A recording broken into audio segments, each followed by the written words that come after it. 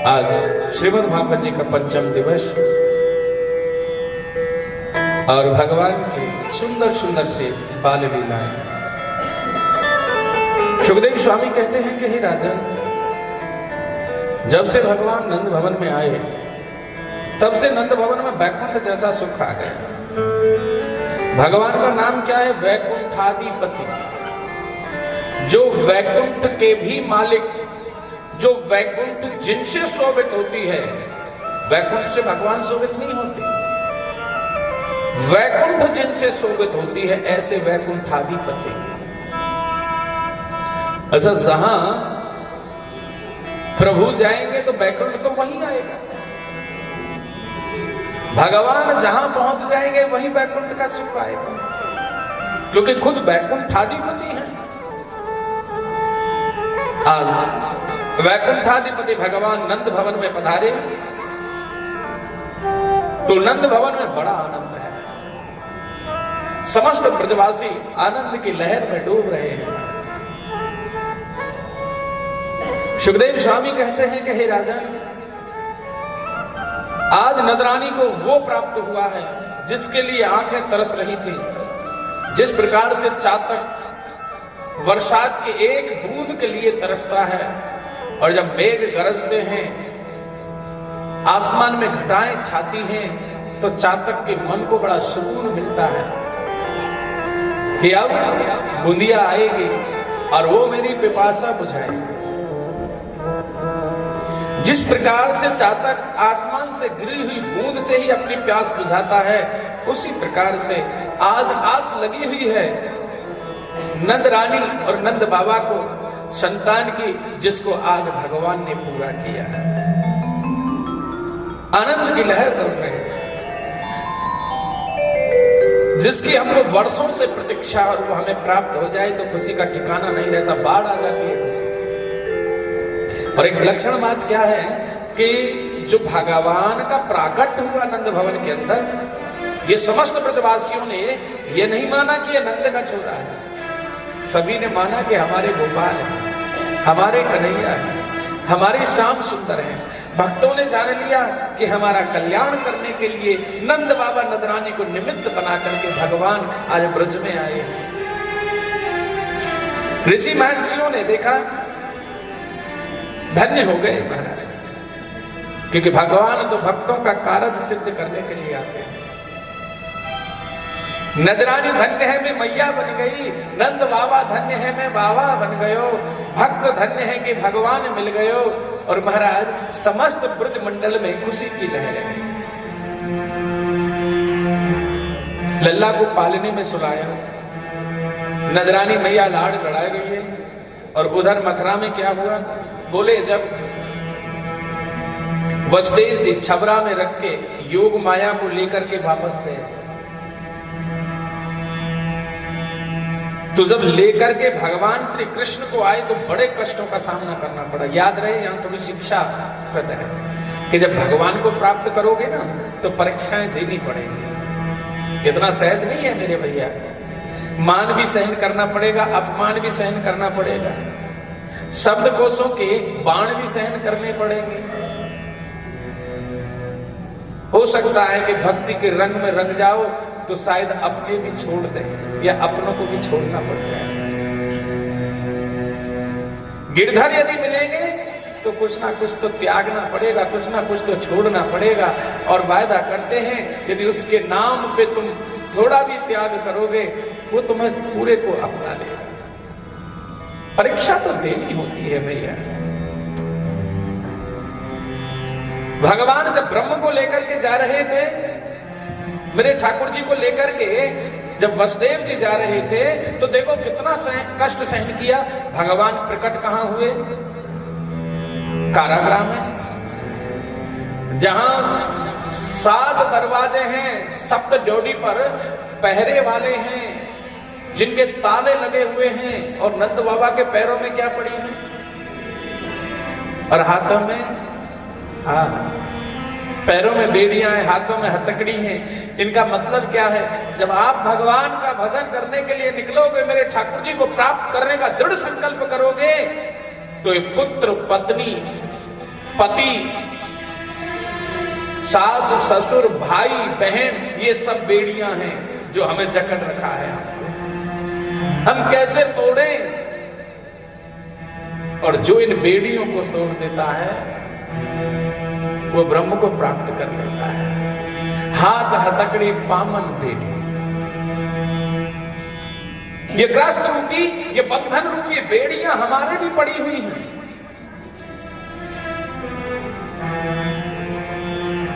तुम इन बेड़ियों में रहते हुए भी ब्रह्म को प्राप्त कर सकते हो। आपने जाना कि वसुदेव जी की बेड़ियां कब टूटी? जब ब्रह्म का आगमन हुआ।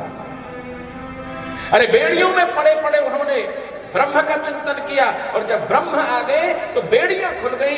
जिस दिन भगवान तुम्हें मिलेंगे तो संसार की सारी बेड़ियां खुल जाएंगी, लेकिन तुम इस संसार में रहकर भी भगवान को याद करो, और जब मेरे गोविंद आएंगे तो सारे बंधन टूट जाएंगे, सारे बंधन टूट जाएंगे। सुखदेव स्वामी कहते हैं कि हे राजन, कारागृह में भगवान प्रकट हुए। वसुदेव जी के पैरों में बेड़ी, हाथों में हथकड़ी और द्वार बंद है। ये गृहस्थ आप जानते हो कैसा है? इसमें एक ही दरवाजा है, पूरा किला है। इस जीवात्मा को इस किले के अंदर छोड़ दिया है और कहा है कि जब तुझे द्वार मिल जाए तो बाहर निकल जाना, भगवान से मिल जाना। और इस किले में क्या? घोर अंधकार। और अंधकार क्या है? कि मैं और मोर तोरते माया, यही बस कीने जीवन काया। ये मैं और मेरा, तू और तेरा, ये ऐसा घोर अंधकार, ये माया रूपी जाल फैला हुआ है जो समेटे नहीं समझता भैया। घोर अंधकार रूपी इस किले में हमको छोड़ दिया, और बस एक ही बात है कि जब तुम्हें मुक्ति का द्वार मिल जाएगा, इस किले में एक ही द्वार है। कारागृह में 10-20 नहीं होते, एक ही द्वार होता है। तो याद रखना, मुक्ति का एक ही द्वार है इस घोर अंधकार में। अब आपको कैसे खोजना है भाई? घोर अंधकार में कुछ दिखने वाला तो है, अब आप खोजोगे कैसे? तो जो चतुर लोग होते हैं ना, जो मूर्ख लोग होते हो, तो वहीं बैठ जाते हैं, बोले कछु दिख ही ना रहे हो, हम कहां ढूंढे? तो जहां है वहीं बैठ गया। तो कुछ ऐसे होते हैं गृहस्थ जीवन, बोले अरे भगवान कौन मिले हो, ना मिलेगा, बोले वही में जीवन नष्ट कर ले, बोले कहां ढूंढेंगे, ना मिलेगा, बैठ गए। और कुछ जो बुद्धिमान लोग होते हैं, जिन पे संत कृपा, जिन पे ठाकुर जी की, ब्राह्मणों की, भगवान के भक्तों की कृपा होती है, उनकी स्थिति क्या होती है? बोले कोशिश तो करनी चाहिए, मिले ना मिले ईश्वर का काम है, लेकिन हमको यतन प्रयत्न तो करना चाहिए। तो वो चल पड़ा, बहुत बड़ा किला है। उसने मन में विचार कर लिया कि पहले द्वार तो पीछे मिलेगा, पहले इस किले की दीवार को देख लेता हूं, दीवार का। तो चलता रहा, बोला कि कहीं तो मिलेगी, किसी भी दिशा में जाऊंगा, क्योंकि ये तो गोलाकार है, तो कहीं भी जाऊंगा तो दीवार तो मिलेगी। अब तो वो चलता चलता और दीवार को उसने टच कर लिया। अब समझ गया, बोले अब तो दीवार तक तो आए हो, और अब तो इस दीवार से हाथ लगाता हुआ आगे बढ़, इसमें दरवाजा है, जब दरवाजा आ जाए तभी निकल जाए। लेकिन याद रखना भैया, गुरु ने दीवार को पकड़ा दिया और कह दिया कि बेटा इस रास्ते पे जाएगो तो मुक्ति को द्वार मिलेगो, पक्को मिलेगो, चिंता मत करियो, लेकिन दीवार को मत छोड़ देना।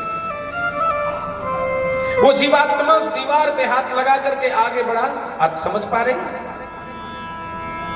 यदि नहीं समझ रहे हैं तो और सादा शब्द लीजिए।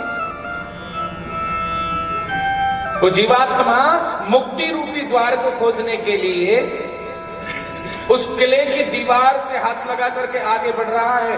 चलता गया, चलता गया, चलता गया, आगे बढ़ता गया, बढ़ता गया, और जैसे ही द्वार आने वाला है, मुक्ति का द्वार आया, उसी समय उस जीवात्मा के सर में खुजली चल गई।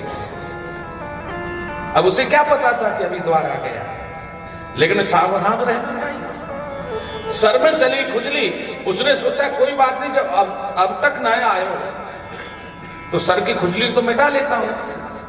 अब उसे खड़े हो जाना था अगर सर की खुजली मिटानी थी तो। वो चलता रहा और सर की खुजली मिटाई और वो द्वार निकल गया, फिर से दीवार से हाथ लगाया और चलता। हम ऐसे ही तो हैं। गुरु ने हमको रास्ता दिखाया, देख बेटा कहीं भटकने की जरूरत नहीं है, तू भगवत कृपा को प्राप्त कर लेगा।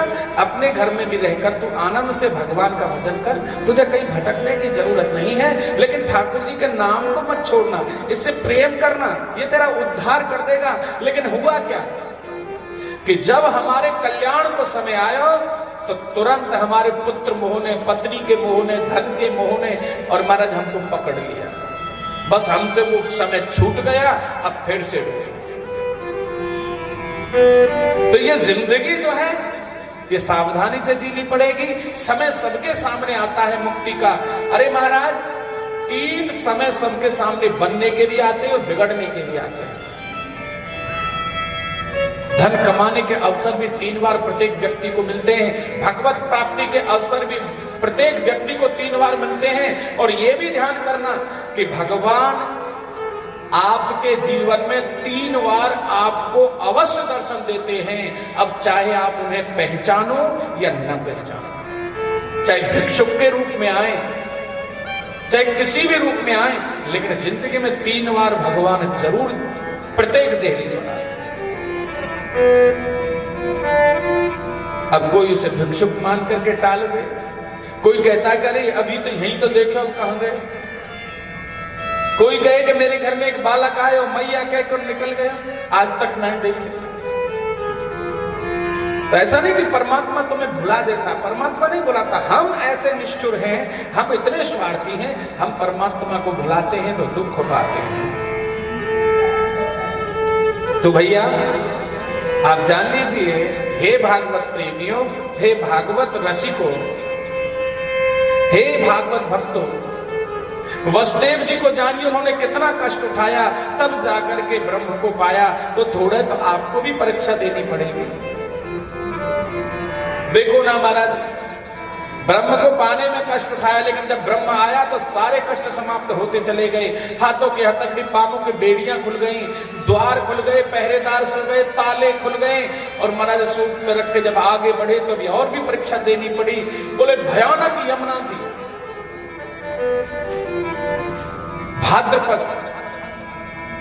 भाद्रपद की रात्रि, कृष्ण पक्ष, घोर अंधकार, आसमान से बरसात हो रही है,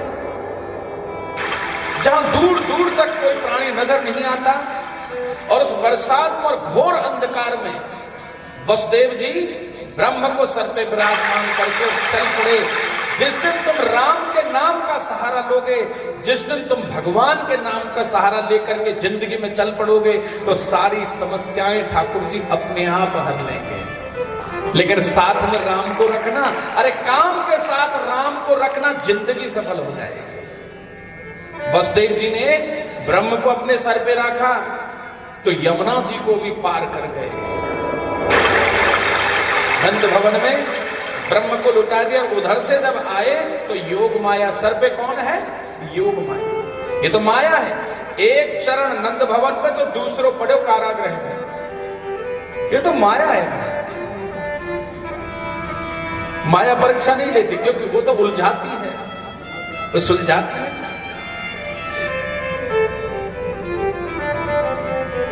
सुखदेव स्वामी कहते हैं कि राजन, कंस को पता चला जब वसुदेव जिस कन्या को लेकर के कारागृह में गए,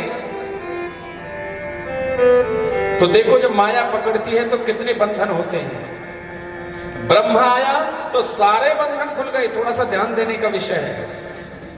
मेरी माइयों में एक विशेषता होती है, जब कोई माई आती है ना तो उसे देखती जरूर और वहां तक देखती है जहां तक मुड़ मुड़ के जहां तक नजर जाती है।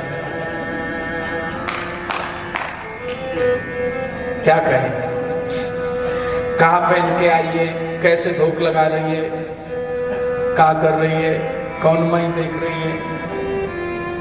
आप जानते हैं जो आगे बैठते हैं ना क्लास में, जो आगे बैठते हैं वो कौन होते हैं? ब्रिलियंट, एकदम इंटेलिजेंट। एकदम होशियार जो होते हैं ना, वो सबसे आगे बैठते हैं। उनको एक गर्व होता है अपने अंदर, हम तो कोई भी कुछ भी पूछे टीचर, हम तो आगे बैठेंगे, हम तो याद करके आएंगे। अच्छा, जो जितना कमजोर होगा वो उतना ही पीछे। राधे राधे। और यहां अगर उल्टा हो गया तो गड़बड़ हो जाएगी। आगे बैठने वाले तो एकदम इंटेलिजेंट होने चाहिए। आपका ध्यान कहां होना चाहिए? भागवत भगवान पर। और आपके कान कहां होने चाहिए? कान कहां होने चाहिए? ठाकुर जी की कथाओं में। और आपके नेत्र कहां होने चाहिए? मेरे सामने सरकार पर। तो फिर दुनिया को क्या देखना? जिंदगी तो निकल रही है देखते देखते। कोई मोटा है, कोई पतला है, कोई काला है, कोई गोरा है, कोई छोटा है, कोई लंबा है, कोई मोटा है, कोई पतला है, क्या देखोगे? इसका मतलब जिस पे संसार का रंग ज्यादा होता है ना, वो संसार को रुचि ज्यादा लेता है। भगवान सामने हो फिर भी साइड से देखेगा, बोली यार साइड से देखेगा, क्योंकि माया पकड़ती है ना। ब्रह्म पकड़ता नहीं है, माया पकड़ती है।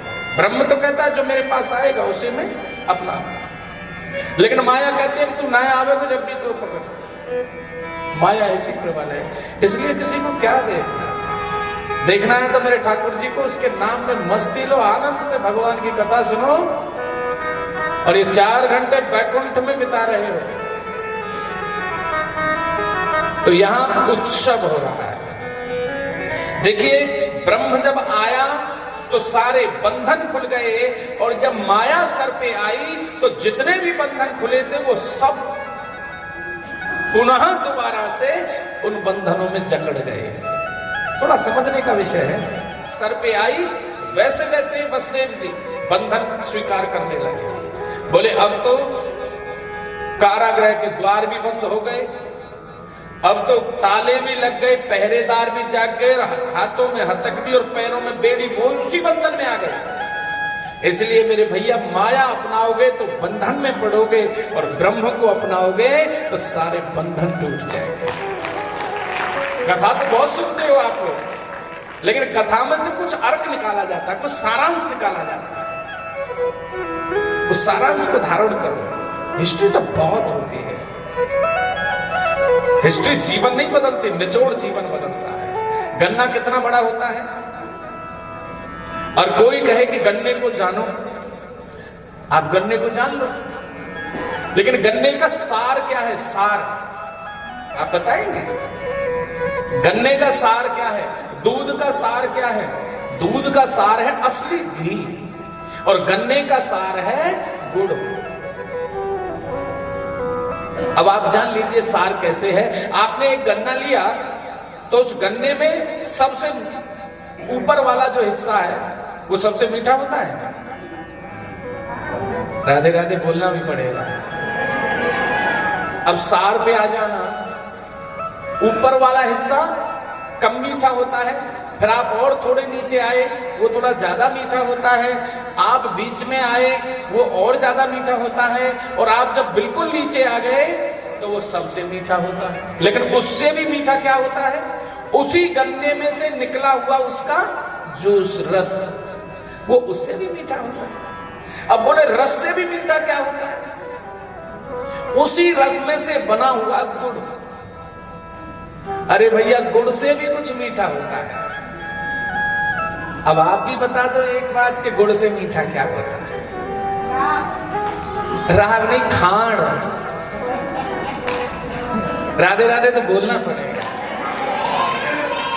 इस दुनिया में खांड से आगे कुछ नहीं है भैया।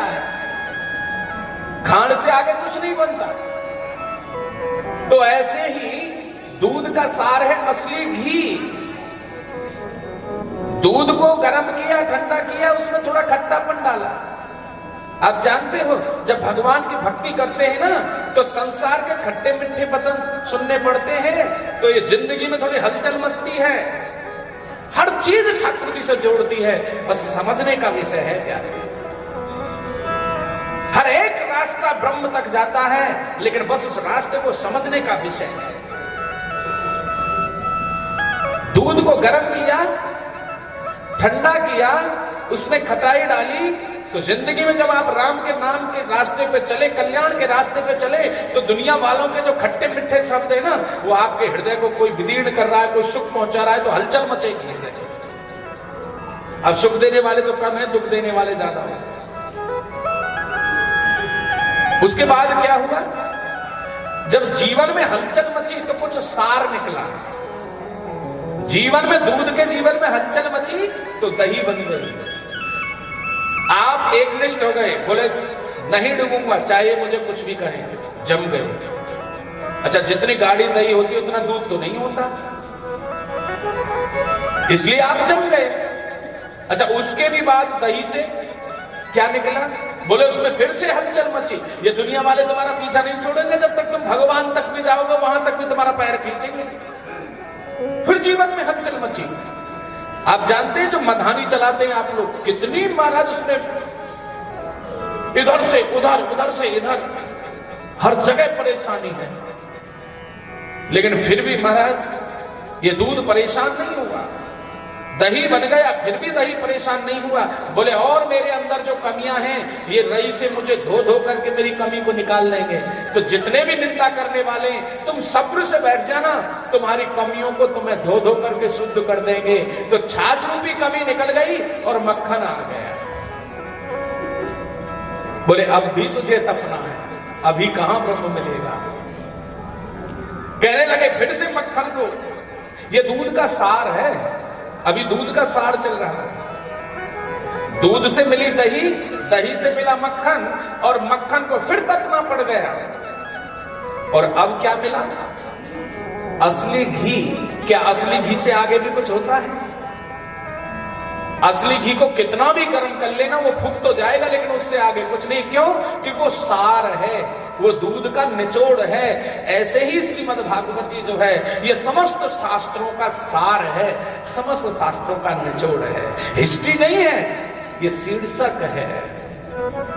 समझ में आया? तो जिनकी समझ में आया वही हाथ ऊपर खड़ा करें। राधे राधे बोलिए। तो नंदोत्सव का आनंद कैसा? आप भी थोड़ा आनंद लीजिए नंदोत्सव का। किस प्रकार से आनंद लेना?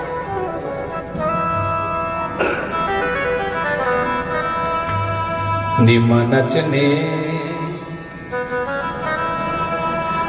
निमा नचना मोहन देना, आज मैनू नच लेंगे। अच्छा, आप लोग बोल तो रहे, लेकिन देखेंगे कितने फॉलो करेंगे इसे। राधे राधे। भाई फॉलो तो करना पड़ेगा, क्योंकि जो शब्द है ना, कर्म के अनुसार शब्द होना चाहिए। अब शब्द कुछ है, कर्म कुछ है, तो फिर तो राधे राधे, फिर तो उल्टा पुल्टा हो जाएगा। अब हम बोले कुछ और करें कुछ, तो क्या वो ठीक है? जब वो ठीक नहीं है तो जो सही है वो करना पड़ेगा। तो जो बोलेगा उसे करना पड़ेगा, क्योंकि वाणी और कर्म एक होना चाहिए, तो जीवन में आनंद। निमा नचने, निमा नचना मोहन देना, आज मैनू नच लेंगे। निमा नचना मोहन देना, आज मैनू नच लेंगे। निमा नचना मोहन देना, आज मैनू नच लेंगे। निमा नचना मोहन देना, आज मैनू नच लेंगे। ओ नच लेंगे, मैनू नच लेंगे। नच लेंगे, मैनू नच लेंगे। नच लेंगे, मैनू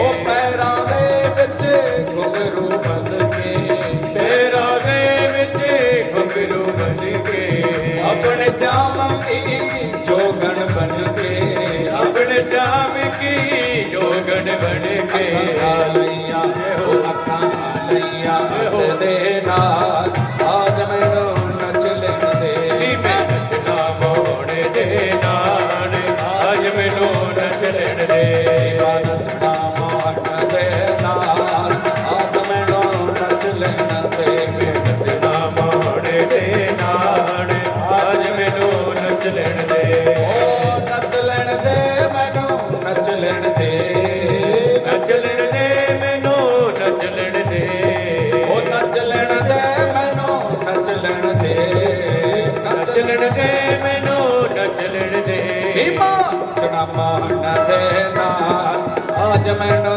नच लेण दे, जी मैं नचना मोड़ दे नाल, आज मैनू नच लेण दे।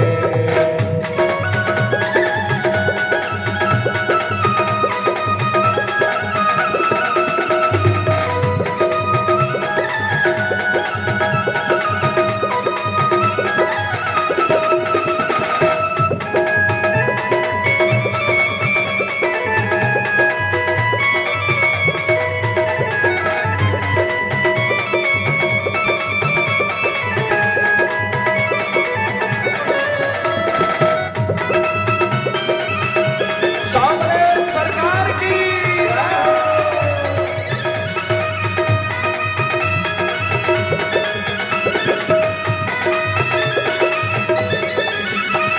ओ वृंदावन विच जावांगी मैं भी, वृंदावन विच जावांगी मैं भी, अपने श्याम बनावा मैं भी, अपने श्याम नू बनावांगी मैं भी, ओ वृंदावन विच जावांगी मैं भी, वृंदावन विच जावांगी मैं भी, प्यारे मोहन दा पावांगी मैं भी, प्यारे मोहन दा पावांगी मैं भी, जग रुसदा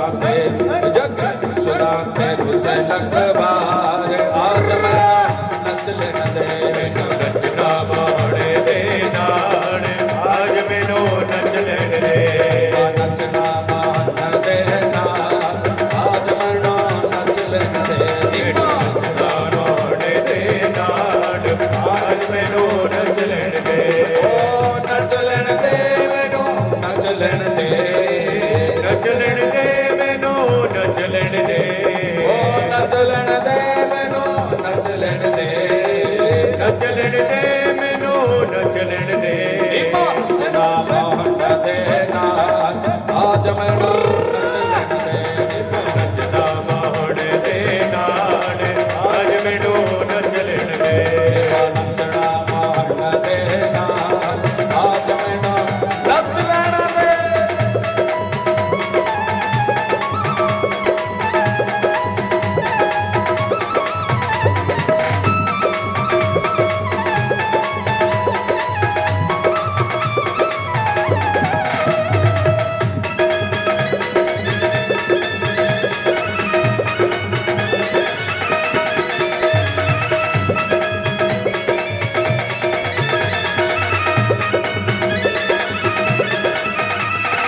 ओ दिल विच बस गए बांके बिहारी, दिल विच बस गए बांके बिहारी, दिल विच बस गए बांके बिहारी, दिल विच बस गए बांके बिहारी, आज मेरी उसकी ही पक्की यारी, मेरी उसकी पक्की यारी, ओ मेरी उसकी ही पक्की यारी, ओ मेरी उसकी पक्की यारी,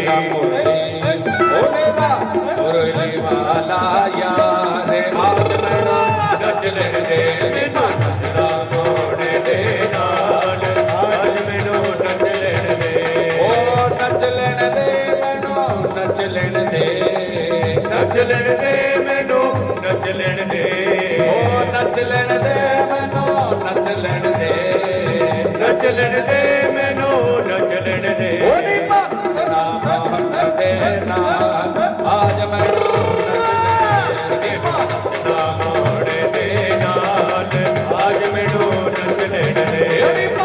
नचना मोहन देना आज मैनू नच लेन दे नचना मोहन दे नाल आज मैनू नच लेन दे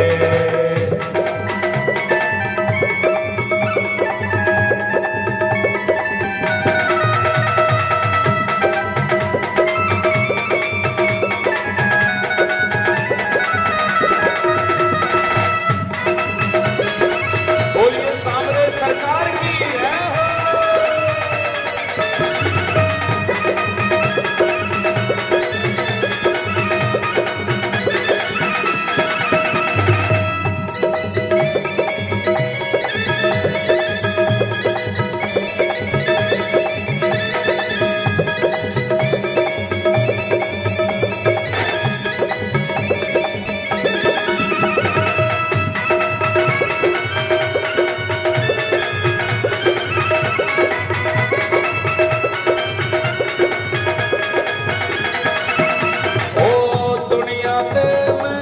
नचा बतेरा दुनिया ते में नचा तेरा कोई ना बना साथी मेरा कोई न बना साथी मेरा दुनिया दे मैं नचा बतेरा दुनिया ते में नचा तेरा कोई ना बना साथी मेरा कोई न बढ़िया साथी मेरा करना वो फिर करना वो संसार आज मनो नच दे नचना मोहन दे नाल आज मैनू नच लेन दे ओ नच लेन दे मैनू नच लेन दे नच लेन दे मैनू नच लेन दे नच लेन दे मैनू नच लेन दे नच लेन दे मैनू नच लेन दे नीमा नीमा नीमा नचना मोहन देना आज मैनू नच लेन दे नीमा नचना मोहन दे नाल आज मैनू नच लेन दे नीमा नचना मोहन देना आज मैनू नच लेन दे नीमा नचना मोहन दे नाल आज मैनू नच लेन दे नीमा नचना मोहन देना आज मैनू नच लेन दे नीमा नचना मोहन दे नाल आज मैनू नच लेन दे नीमा नचना मोहन देना आज मैनू नच लेन दे नीमा नचना मोहन दे नाल आज मैनू नच लेन दे नीमा नचना मोहन देना आज मैनू नच लेन दे। बोलिए बांके बिहारी लाल की जय हो। बड़ा सुंदर उत्सव जिसमें समस्त भक्तों ने श्यामली सरकार के दर पर आकर सुंदर नंद भवन में आकर सुंदर बधाइयां गाई, बधाइयां लाई, बधाइयां लेकर के गए। आनंद ही आनंद है, जिधर देखो उधर आनंद है। सुखदेव स्वामी कहते हैं कि हे राजन, ऐसा नंदोत्सव कि जो एक बार नंदोत्सव में आए तो समझ लो उसका जी नहीं करता वहां से जाने का, घर बार सबको भूल जाए। एक बार जो नाम के रंग में रंग जाए उसे घर की याद आए तो नाम का रंग है। और होना भी चाहिए महाराज, ऐसा रंग चढ़े कम से कम 4 घंटे तो आनंद में डूबे रहो। जय जय श्री राधे। यहां कंस की भेजी हुई, क्योंकि जब वसुदेव जी योग माया को लेकर के आए तो योग माया ने रोना प्रारंभ किया। कंस के द्वारपालों ने कंस को जाकर के बताया, कंस ने आकर के उस कन्या का प्राणांत करना चाहा, लेकिन वो हाथों से छूट गई और वो विंध्यागिरी के नाम से जानी। आज भी जो विंध्यागिरी माता है वही योग माया थी। वो तो तेरा काल ब्रज में पैदा हो चुका है भाई, काल क्या बिगाड़ेगा जहां महाकाल की कृपा। सुंदर गोपी का रूप बना करके पहुंच जाती है नंद भवन में। सर पे फलों का टोकरा है, हाथ में सारंगी है, सुंदर राग आलाप करते हुए रूप बड़ा सुंदर है गोपी का। अच्छा याद रहे,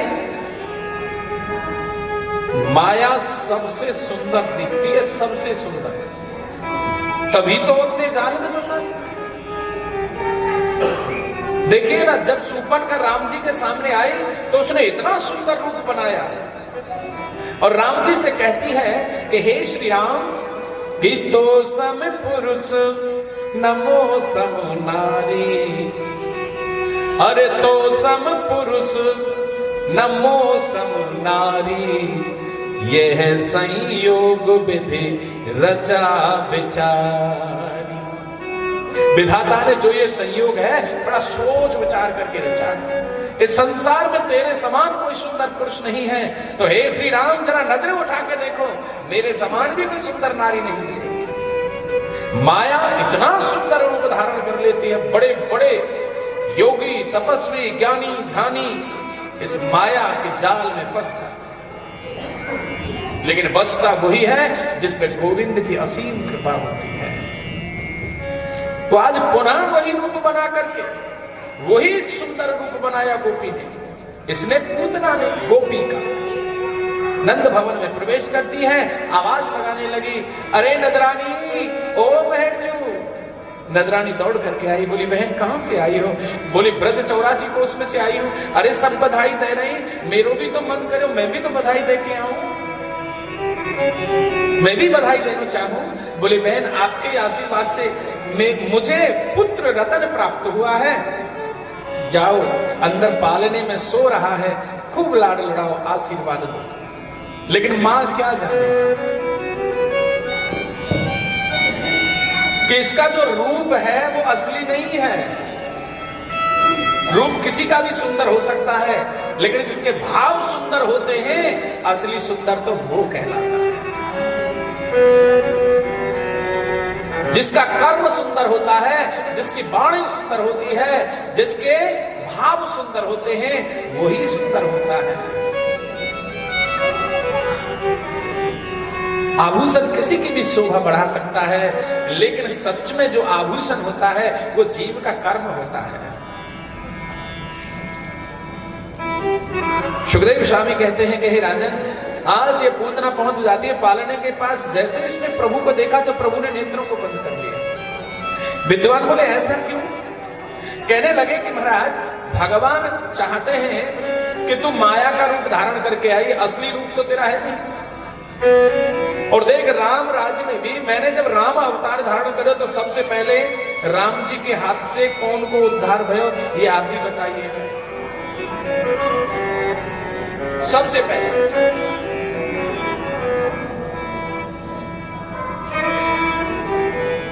नहीं पता है, 15 साल बेकार चले गए। ये हुई ना बात, अब प्रेम से बोलो।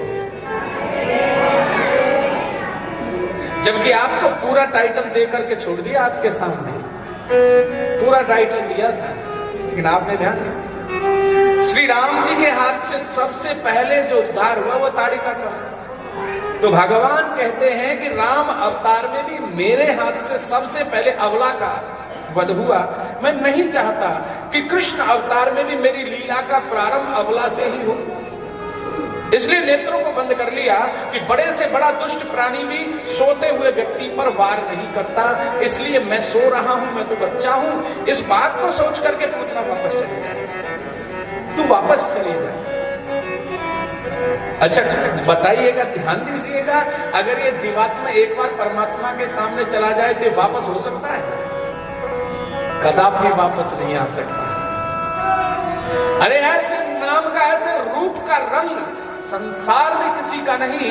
और कहते हैं कि नाम तुम्हारा तारण है, कब तेरा दर्शन होगा, जिसकी रचना इतनी सुंदर तो वो कितना सुंदर होगा, वो कितना सुंदर होगा।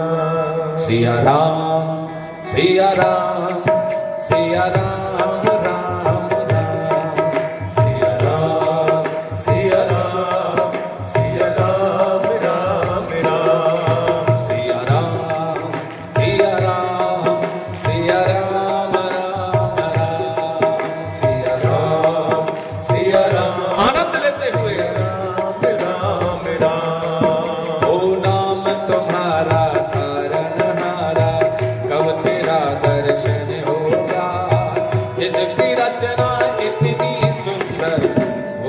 कितना सुंदर होगा, वो कितना सुंदर होगा। सिया राम सिया राम सिया राम राम राम, सिया राम सिया राम सिया राम राम राम, सिया राम सिया राम सिया राम राम राम, सिया राम सिया राम सिया राम राम राम।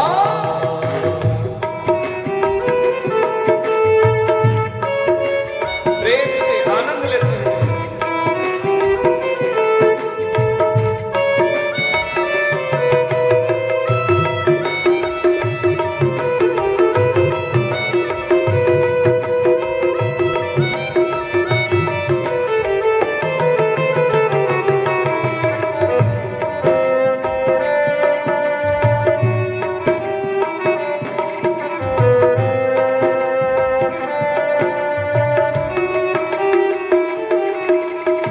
दीन दयाल दया के सागर, जग में नाम तुम्हारा है, जग में नाम तुम्हारा है, जग में नाम तुम्हारा है।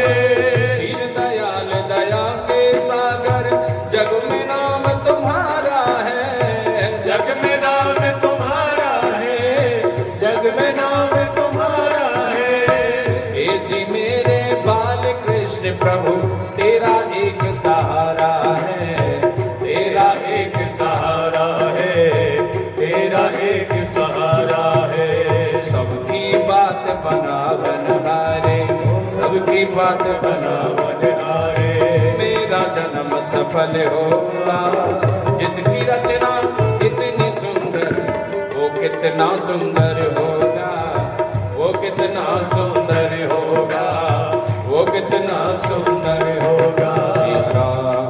सिया राम सिया राम राम राम, सिया राम सिया राम सिया राम राम राम, सिया राम सिया राम सिया राम राम राम, सिया राम सिया राम सिया राम राम राम।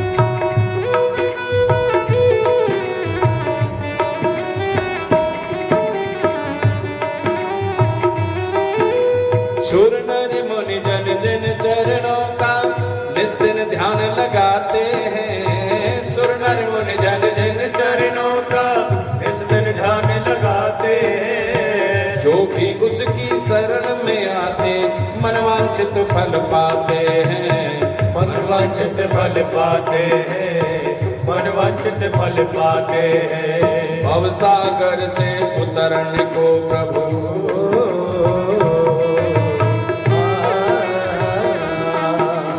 भवसागर से उतरने के प्रभु, तेरा शरणागत होगा।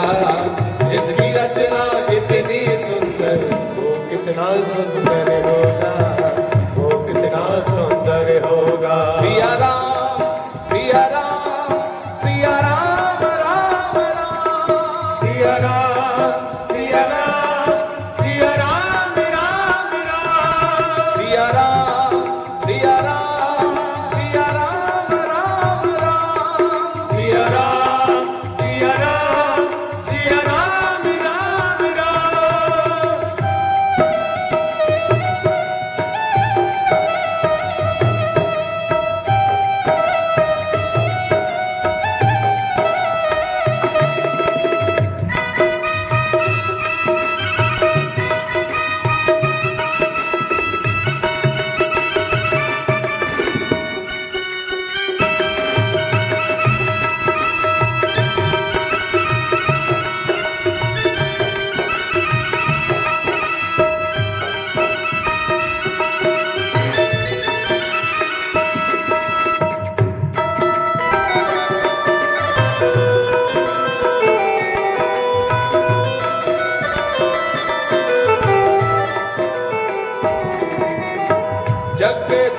भाग्य विधाता रचना तेरी न्यारी है। जग के दाता भाग्य विधाता रचना तेरी न्यारी है। जग के दाता भाग्य विधाता रचना तेरी न्यारी है। जग के दाता भाग्य विधाता रचना तेरी न्यारी है। तेरी कृपा से सब कुछ पाता तू सबका हितकारी है। तू सबका हितकारी है, तू सबका हितकारी है। शरण प्रभु की जो मिल जाए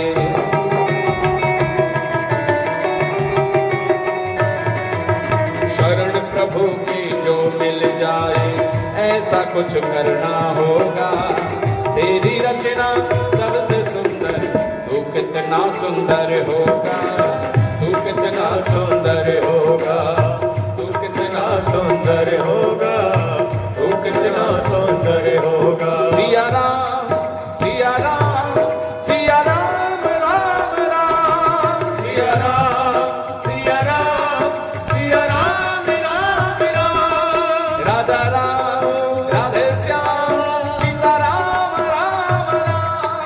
राधा राम राधे श्याम सीता राम राम राम। सीता राम सीता राम सीता राम राम राम। सीता राम सीता राम सीता राम राम राम।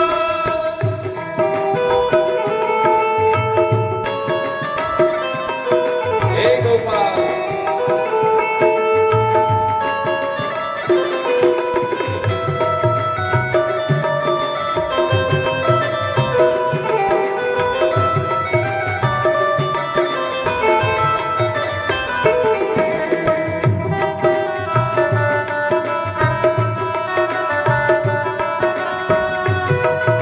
श्री राधे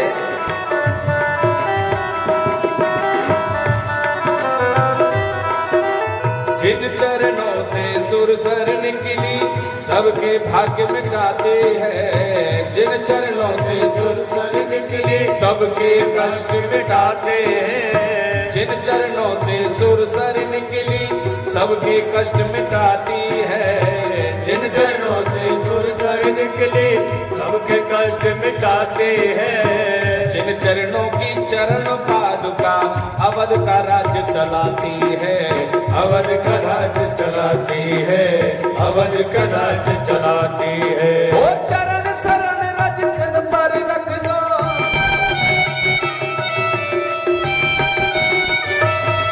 वो चरण कमल रज सर पर रख दो। मेरा जन्म सफल होगा जिसकी रचना इतनी सुंदर। हम भी तो देखना चाहते हैं आप हमारा साथ निभा रहे हो या आनंद ले रहे हो।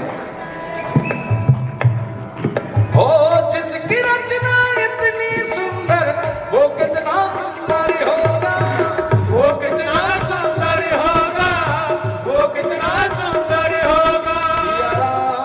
सिया राम सिया राम राम राम। सिया राम सिया राम सिया राम राम राम। हमारे प्रभु राम श्री राम सिया राम राम राम। हमारे प्रभु राम सिया राम सिया राम राम राम। हमारे प्रभु राम सिया राम सिया राम राम राम। हमारे प्रभु राम सिया राम सिया राम राम राम। तुम्हारे प्रभु राम किसके? तुम्हारे प्रभु राम सिया राम राम राम। हमारे प्रभु राम सिया राम राम राम। सीता राम राधे श्याम सीता राम राम राम। सिया राम राधे श्याम सिया राम राम राम। सिया राम सिया राम सिया राम राम राम। सिया राम सिया राम सिया राम राम राम। सिया राम सिया राम सिया राम राम राम। सिया राम सिया राम सिया राम राम राम। सिया राम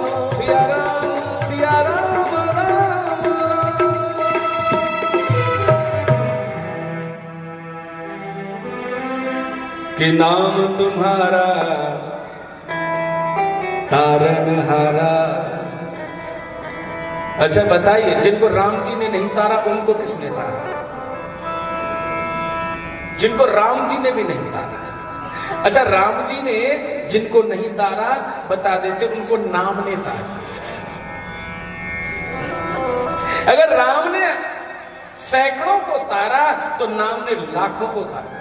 मां चाहे अपने को थप्पड़ लगा दे, चलेगा, बहुत अच्छा लगेगा, और दूसरे ने थोड़ा टाइट बोला तो मां कहेगी मेरे तो बच्चों को वो ऐसे टाइट बोलते हैं।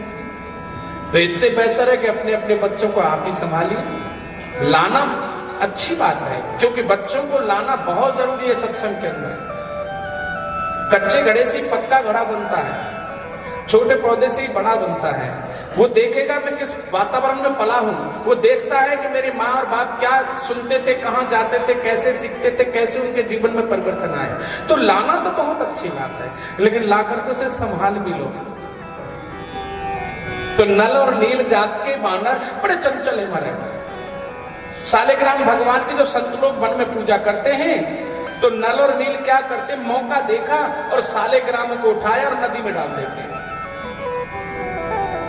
अब तो संत जैसे तैसे करके महाराज जिसका किनारे पे पड़ा है वो निकाल लेते हैं, और नहीं तो फिर सालिग्राम भगवान लेकर के आते हैं, फिर पूजा करते हैं। और नल और नील का काम है, जैसे ही महाराज उन्होंने अवसर देखा तो अवसर नहीं चूकते थे, उठाया सालिग्राम को और नदी में डाल दिया।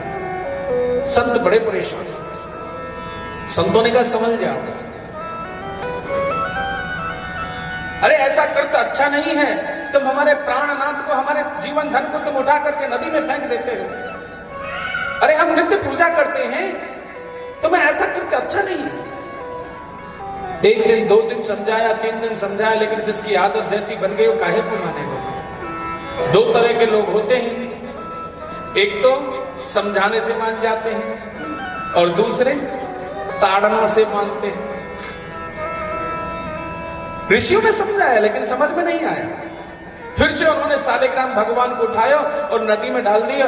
तो ऋषियों ने कहा अरे दुष्टों, तुम आदत से मजबूर हो गए हो, जाओ हम तुम्हें श्राप देते हैं कि आज से तुम्हारे हाथ से फेंका हुआ कोई भी पत्थर जल में डूबेगा ही नहीं। अब उन्हें क्या पता था कि ये श्राप भी आगे चल के वरदान बनेगा।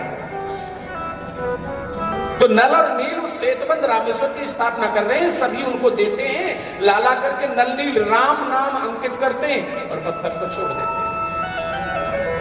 हैं। राम जी को लगा कि कुछ मैं भी करूं, कुछ मुझे भी हेल्प करनी चाहिए, ये सभी लगे हुए। तो राम जी ने सोचा कि एक पत्थर मैं भी डाल के देखूं, लेकिन मन में विचार किया कि ऐसा ना हो मेरे हाथ से छूटा हुआ पत्थर और समुद्र में डूब गया तो सब लोग मुझे देखेंगे और मुझे नीचा देखना पड़ जाएगा। इसलिए राम जी मन में विचार करने लगे यदि परीक्षा ही करनी है तो एकांत में जाके करूंगा ना। थोड़ी दूर गए और एक पत्थर का टुकड़ा लिया और जैसे ही जल में डाला वो तो डूब गया। बोले ये अच्छा रहा, मैंने सबके सामने नहीं छोड़ा, नहीं तो देख करके सब मेरी हंसी उड़ाते। लेकिन वहां हनुमान जी हंस रहे हैं, बोले प्रभु मैंने देख लिया, नाथ मैंने देख लिया। राम जी कहने लगे हनुमान जी किसी को बताना मत, देखो ना हनुमान जी सभी के हाथ का देखो ना, नल और नील कैसे सुंदरता से सेतु की निर्माण कर रहे हैं, मेरे हाथ से एक पत्थर। बोले प्रभु क्या आप नहीं जानते इस बात को? हे नाथ, जो आपके रूप से नहीं तरता, जो आपके दर्शन से नहीं तरता, वो नाम से तर जाता है। इसलिए हे प्राणनाथ, ये सत्य है कि तुमसे भी कई गुना तुम्हारा नाम काम करता है। तो याद रहे गुरु से कई गुना ज्यादा गुरु के द्वारा दिया हुआ नाम काम करता है। इसलिए गुरु के नाम का जप करो, भव से पार हो जाओगे। इन्हें गुरु नाम लिया और जीवन में कोई परिवर्तन नहीं। भक्ष अभक्ष खाना, उल्टा सीधा खाना, अभद्र शब्द बोलना, गंदी सोच रखना, ऐसा व्यक्ति चाहे महाराज ब्रह्मा जी को भी गुरु बना ले तो भी भव से पार नहीं होगा, नरक में जाएगा। अरे कर्म से तरता है भैया, कर्म तुमने कुछ किया नहीं, गुरु नाम ले लिया, जीरो।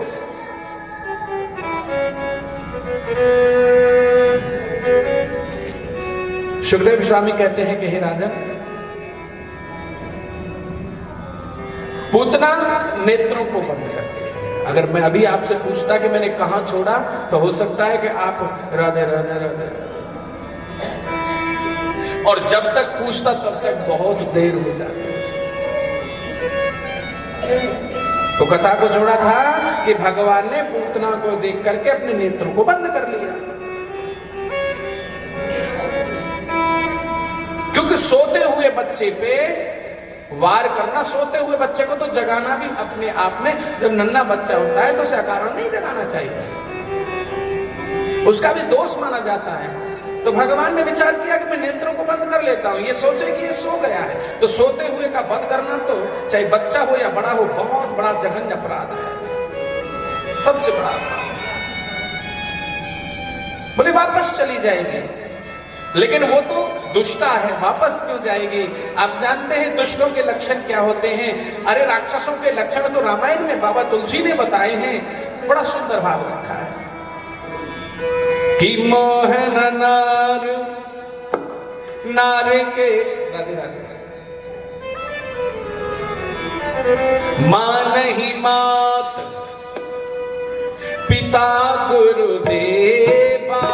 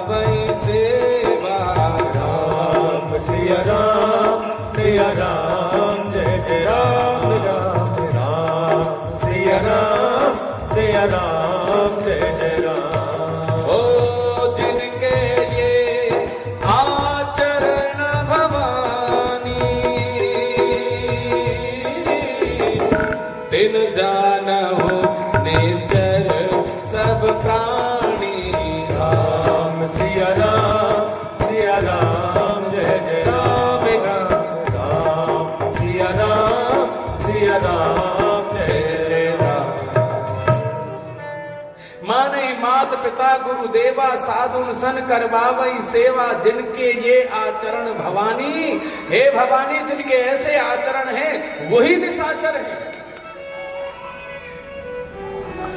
अब कलयुग में निशाचरों के सींग नहीं होंगे जो दूर से पहचान जाएंगे, आचरणों से पहचाने जाएंगे। और जो किसी को सबसे बड़ा लक्षण क्या है निशाचरों का, राक्षसों का, कि यदि कोई रो रहा हो अपने दुख से और वो उसे देख करके हंसे, तो समझ लेना वो इंसान नहीं, उसके अंदर शैतान बैठा हुआ है। जो दुख से तड़पते हुए व्यक्ति को देख करके कोई हंसता है, और यदि कोई खुशी से हंस रहा है और उसे देख करके जो जल भूल जाए, वो शैतान है। जो अपने माता पिता को नहीं मानता, जो विपरीत चलता है, मां नहीं मात पिता गुरु, गुरु की अवहेलना करता है, गुरु की निंदा सुनता है या करता है, गुरु को हीन भाव से देखता है, गुरु का सम्मान नहीं करता है, देवा जो देवताओं की निंदा करता है। और कहने लगे कि जो संतों का कैसे अपमान करता है, आश्रमों पे जाएगा, मंदिरों में जाएगा और वहां संतों से कहेगा, अरे महाराज जी कुछ है? बोले हाँ आओ। बोले तो ले आओ कुछ। बोले हे भगत चाय बनाए? बोले चाय तो अपने घर पी लेते। अरे तेरे मंदिर में आए, कुछ घोटना, कुछ छानना। जो संतों से सेवा कराते हैं, साधुन सन करवा वही सेवा। संतों का, विद्वानों का, ब्राह्मणों की सेवा करनी चाहिए, लेकिन जो कराते हैं, और कैसे कराते हैं? आश्रमों पे जाएंगे, संत जी आसन लेके आए, बोले बैठो भगत, बोले ये सूख के बैठने से काम नहीं चलेगा, कुछ खाने पीने के लिए भी लाओ। अब वो आश्रमधारी संत जानता है अगर इसे कुछ नहीं दिया तो बाहर जाकर के क्या कुछ कहेगा, वो पंडित ठीक नहीं है, वो महाराज ठीक नहीं है, वो किसी का सम्मान नहीं करता, वो खिलाता पिलाता नहीं है, इसलिए उसे भगा दो यहां से। संत ने कहा भगत अभी प्रसाद लेकर के आते हैं। प्रसाद लाए, प्रसाद दे, बोले अरे इनका, अरे ये क्या दे रहे हो, कोई बादाम बादाम कुछ भिगो रखे हैं? प्रसाद देना है तो अच्छा देना। संत जी कहने लगे हाँ ठाकुर जी के भोग के लिए, ठंडाई बनाने के लिए कुछ भोग भिगो। बोले ठाकुर जी का लग जाएगा, एक काम करना पीछे भिगो देना ठाकुर जी के लिए। अरे उन बादाम ने लाओ, घोटो और छानो। देख लिया पुजारी जी ने कि ये तो असुर है, जो भगवान को पीछे करके स्वयं इंसान आगे आ रहा। बोले कि इनसे तो अच्छा है, चलो ठीक है दे देते हैं। बादाम लाए और ला करके उसे श्रीमान जी को दे दिए। बोले क्या करूंगा इनका लेकर के? बोले यही तो भे है मैंने। बोले अरे भे है तो इन्हें घोट। बोले घोटने भी पड़ेंगे? बोले हाँ घोटो। अरे अच्छी सी ठंडाई बना करके लाओ, अरे तुम भी पियो और मुझे भी पिलाओ। अब यदि आजकल महाराज राधे राधे कोई भी इंडिविजुअल किसी शब्द को ग्रहण ना करे, हम लोग प्रसंग के अनुसार बोलते हैं, हमारा किसी से कोई द्वेष नहीं होता, आप सब प्रिय हो, आप सब भगवत चरणानुरागी हो, लेकिन कोई ना कोई दृष्टांत किसी ना किसी के ऊपर तो पड़ता है। कोई ना कोई शब्द किसी ना किसी के हृदय को तो छू के निकलेगा। तो कोई भी ये ना सोचे कि महाराज जी ने हमको फोकस बना करके ऐसा शब्द कहा, क्योंकि हम तो आपको बस अभी इतना जाने कि आप भक्त हो, न आपको नाम से न राधे राधे गांव से। और सच पूछो ना तो सिवा मल्ली पैलेस और इसमें जो हमको रूम मिला हुआ, उससे आगे अभी कुछ नहीं जाने। यहां से सीधा रूम और रूम में से महाराज सीधा यहाँ, और उतनी आदत भी नहीं है इधर उधर आने जाने की, तो जानेंगे भी तो बहुत समय लगेगा। आजकल ज्यादातर जितने ट्रस्ट और मैनेजमेंट जो होते हैं मंदिरों में, जो मंदिरों को चलाने वाले, आश्रमों को चलाने वाले, महाराज उनके नीचे जो पुजारी होता है ना, उसे वो नौकर बना देते हैं, नौकर। क्योंकि जिसकी ना सुने वही उसको उखाड़ फेंकने का इरादा रखता है, जिसे ना खिलाए पिलाए वही बाहर जाकर के उसकी निंदा करता है। मैनेजमेंट को बिठा देगा, निकारना पड़ेगा, इसे ये सम्मान नहीं करता, ये आओजी नहीं करता, ये खिलाता पिलाता नहीं है, खुद खाता है, ब्लेम लगाएगा, इसने ये चुरा लिया, इसने वो रख दिया। लेकिन याद रखना मेरे भाई, जो कोई किसी के आजीविका को छीनता है वो देवता नहीं होता, वो दैत्य होता है। उसी को दैत्य कहते हैं जो किसी की रोटी को आगे से छीन ले। इसलिए ऐसा अपराध कभी मत करना। बाबा तुलसी कहते हैं कि निशाचर मत बनो, दानव मत बनो, देव बनो, इंसान बनो। अगर अच्छा नहीं कर सकते तो बुरा भी मत करना। क्यों पाप कमाते हो भैया? ठीक है, हमको मंदिर में आए हैं, भगवान का दर्शन किया है, अगर भगवान ने तुम्हें पावर दी है तो उस पावर का सदुपयोग करना, दुरुपयोग मत करना। पावर दी है अच्छी बात है, प्रभु किसी ना किसी को तो देते हैं, लेकिन निरपराध को अपराधी मत बनाना, निरपराध को सजा मत देना। जो ठाकुर जी की सेवा कर रहा है उससे उत्तम तुम्हें कोई नहीं मिलेगा, और उसको तो पलकों पे बिठाना चाहिए जैसे तुम नौकर समझते हो। वो तेरा नौकर नहीं, मेरे ठाकुर जी का दासानुदास है। और याद रखना, तू तो निकालेगा, तेरे जैसे जन कितने मिलेंगे, और भगवान कहीं ना कहीं अपनी सेवा ही देंगे उसे, पक्का सेवा देंगे, क्योंकि वो भगवान का सेवक है, इंसान का नहीं। इसलिए जो ठाकुर जी के सानिध्य में रहता है, आप लोग वृंदावन जाते हो, गोवर्धन जाते हो, नंदगाम बरसाना जाते हो, आप ब्रिज में जाते हो, जरा बोल के देखना ना पुजारियों से, जैसे अपने मंदिर में बोलते हैं आप लोग एनिमल कोई भी है, आप नहीं, आप तो भक्त हो। जैसा हम अपने निजी मंदिर में पुजारियों के साथ दुर्व्यवहार करते हैं, वैसा वहां जाकर के करना ना। अरे वहां भी तो ठाकुर जी है, यहां भी तो ठाकुर जी है, उसमें भेद क्या है? बस तुम्हारे वर्ताव का भेद है। तुम लोगों ने समझ लिया कि मैं मालिक हूं, मेरे अंदर पावर है, मैं तुझे पूरा दाब के रखूंगा, मैं तुझे पूरा त्रस्त करूंगा, तो तू अपराध का भागी है, तुझे दंड भोगना ही पड़ेगा, पक्का भोगना पड़ेगा। इसलिए ब्राह्मण को ब्राह्मण समझो, संत को संत समझो। जो ठाकुर जी की सेवा कर रहा है वो बड़ा सम्मान के योग्य है। याद रखना, भगवान को नहीं देते, जो भगवान का सेवक दे देता है। अपना मान टले टल जाए, पर भक्त का मान न टलते देखा। प्रबल प्रेम के पाले पड़कर प्रभु को नियम बदलते देखा। आपसे सत्य कहें महाराज, हम लोग अजनाड़ी में कथा कर रहे थे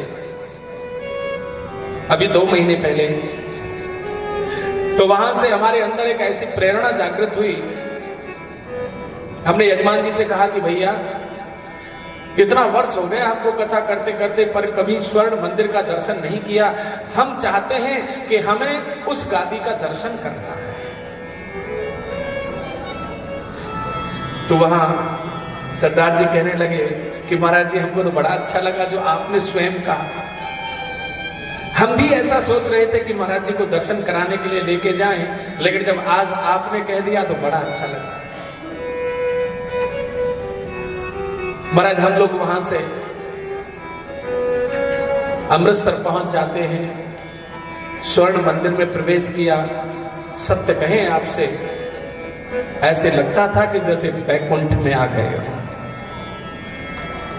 ऐसे लगता था जैसे वैकुंठ में आ गए हो। और उन दासानुदास उन भक्तों को देखो जो अरबोंपति खरबोंपति, और वहां जाकर के जो बेचारे जूते साफ कर रहे हैं, इसे भक्ति कहते हैं। वहां अभिमान नहीं, वहां दासता स्वीकार की है। पॉलिश करके जूते चपका करके रख जाते हैं अरबोंपति लोग, जिन्हें ये नहीं पता, आपको पता तक नहीं है, जब लेंगे तो आपको चमकते हुए जूते मिलेंगे। हम लोग जब दर्शन करने के लिए अंदर जा रहे थे, सच मानिए महाराज, उन्हें देख करके आंखें हमारी सजल हो गई। ऐसे ऐसे लोग जो पोंछा लेकर के लोगों के पांवों के बीच में से घूम रहे हैं। कितने लोगों के पैर उनसे टच होते हैं और बस पोंछा लगाते हुए जा रहे हैं। उन्हें बस एक ही नाम याद है, वाहेगुरु। कितने आए हैं, कितने जाएंगे, ये सब तेरे दास हैं, इनके भी चरणों की रज हमें मिलनी चाहिए। वो जानते हैं कि जो लोग यहां दर्शन करने के लिए आ रहे हैं, जो इस तेरे दर पर आ रहे हैं, तो हम जानते हैं कि तू सीधा हमको नहीं अपनाएगा, लेकिन हम ये जानते हैं कि यदि हम तेरे भक्तों के चरणों की रज को भी अपने सर पे धरेंगे तो हमारा उद्धार हो जाएगा। समझो, जानो मेरे भाई, ये हमारे सनातनी हैं। सीखो सनातन धर्म क्या है। जो हमने देखा तो सत्य कहते हैं महाराज, गए तो थे दर्शन करने के लिए, लेकिन पूरे 4 घंटे सीढ़ियों पे बैठ करके आनंद लिया कि सनातन धर्म की झलक तो यहां है। अरे पूरा की पूरा सनातन धर्म दिखता है। इससे कोई फर्क नहीं पड़ता मेरे भाई, तुम कृष्ण को मानने वाले हो या राम को मानने वाले हो, भगवान जर्रे जर्रे में है। बस उसके पहचानने की जरूरत है तुझे। तो आप लोग और वहीं महाराज हमने एक मंदिर का दर्शन और किया, जो एक बहुत बड़े किसी साहूकार ने बनाया, और वो बनाया है उसी डिजाइन से। अपना जो स्वर्ण मंदिर है उसी की डिजाइन उन्होंने ली है, और वो मेरी ख्याल से मंदिर किसी शक्ति का मंदिर है जी। हम लोग वहां भी गए, उन्होंने कहा महाराज जी वहां भी दर्शन करते, मैंने कहा चलिएगा, अच्छी बात है। लेकिन सच मानो महाराज, वहां भी देव था, वहां भी शक्ति स्वरूप था, लेकिन वहां इतनी आस्था की कमी, और देखो वहां कितनी आस्था है। ये हम और तुम ही तो है, हम और तुम में से ही है भक्त भी, लेकिन हम लोग कितना पिछड़ रहे हैं। और हम लोग अगर सीखना है तो सच कहते हैं, आपको कभी जाना है तो 4 घंटे अमृतसर गुरुद्वारे में बैठना, आपको बहुत सीखने के लिए मिलेगा। 4 घंटे बैठना कि धर्म क्या है, सेवा क्या है, समर्पण क्या है, त्याग क्या है। जिसके पास थोड़ा धन होता है ना, वो व्यक्ति इतना अभिमानी हो जाता है, लेकिन त्याग देखना है तो वहां जाकर के देखना, जो जितना बड़ा इंसान होगा, जो जितना पैसे वाला है, वो उतना ही छोटा काम करता है। जिसे तुम छोटा मानते हो सबसे बड़ा है। आप किसी के जूते उठा करके एक साइड में नहीं रख सकते, और वो उसे पॉलिश करके रखते हैं। क्या कहें महाराज, कितना सुंदर सिस्टम है। हम बाहर कहीं प्रसाद नहीं पाते, लेकिन हमने एक टुकड़ा वहां जाकर के पाया, हमने कहा यहां भी दर्शन करें। कितना सुंदर व्यवस्था है। किसी को यह नहीं है कि हम झूठी थाली उठा रहे हैं, बड़ी श्रद्धा से उठा रहे हैं। मांजने वाले मांज रहे हैं, सब्जी वाले सब्जी लगा रहे हैं, दर्शन वाले दर्शन कर रहे हैं। इसी को व्यवस्था, इसी को भक्ति, इसी को समर्पण, इसी को भगवत भक्ति कहते हैं। करोगे तो जानोगे।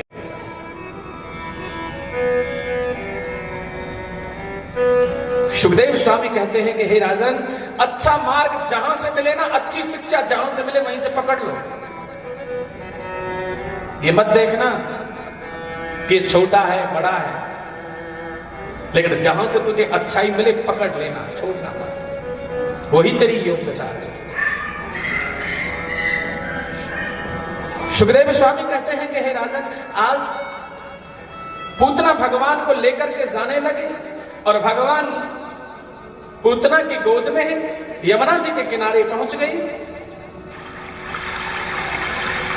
यमुना जी के किनारे जाकर के ठाका लगा करके हंसने लगी और कहने लगी कि अब तुझे मुझसे कोई नहीं बचा सकता। भगवान बोले कि सत्य कहती है मां, जो मेरे सामने एक बार जीव आ जाए ना, वो फिर भव में नहीं डूबता। अब तुझे कोई डुबा नहीं सकता। तू कहती है कि तुझसे मुझे कोई बचा नहीं सकता, और मैं कहता हूं कि अब तुझे कोई डुबा नहीं सकता है। कितना बड़ा सुंदर जवाब है। तुम मारने के लिए गए हो, और उन्होंने प्रण कर लिया कि अब तुझे कोई डुबाएगा नहीं, मैं तेरा उद्धार करके छोड़ूंगा। ऐसा संसार में कोई दूसरा अवतार नहीं हो सकता जो मारने की ठान के जा रहा है, और उस मारने वाले को वो माता यशोदा का पद प्रदान करता है कि अहोवकीयम स्तन काल कूटम जिज्ञासया पायादप्य साध्वी लेभे गतिन्धाच्युतं ततो अन्यं कं वा दयालुं शरणं व्रजे। हलाहल विष को अपने स्तनों में भर करके जो पूतना भगवान का वध करने के लिए आई, आज भगवान ने उस पूतना का उद्धार कर दिया। ब्रजवासियों ने पूतना का अंतिम संस्कार किया।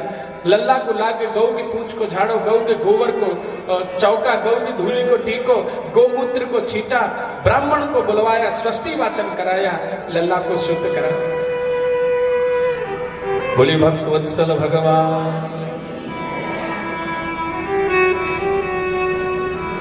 भोलेनाथ जी ने ध्यान लगा करके देखा कि मेरे इष्ट का प्राकट्य हो गया।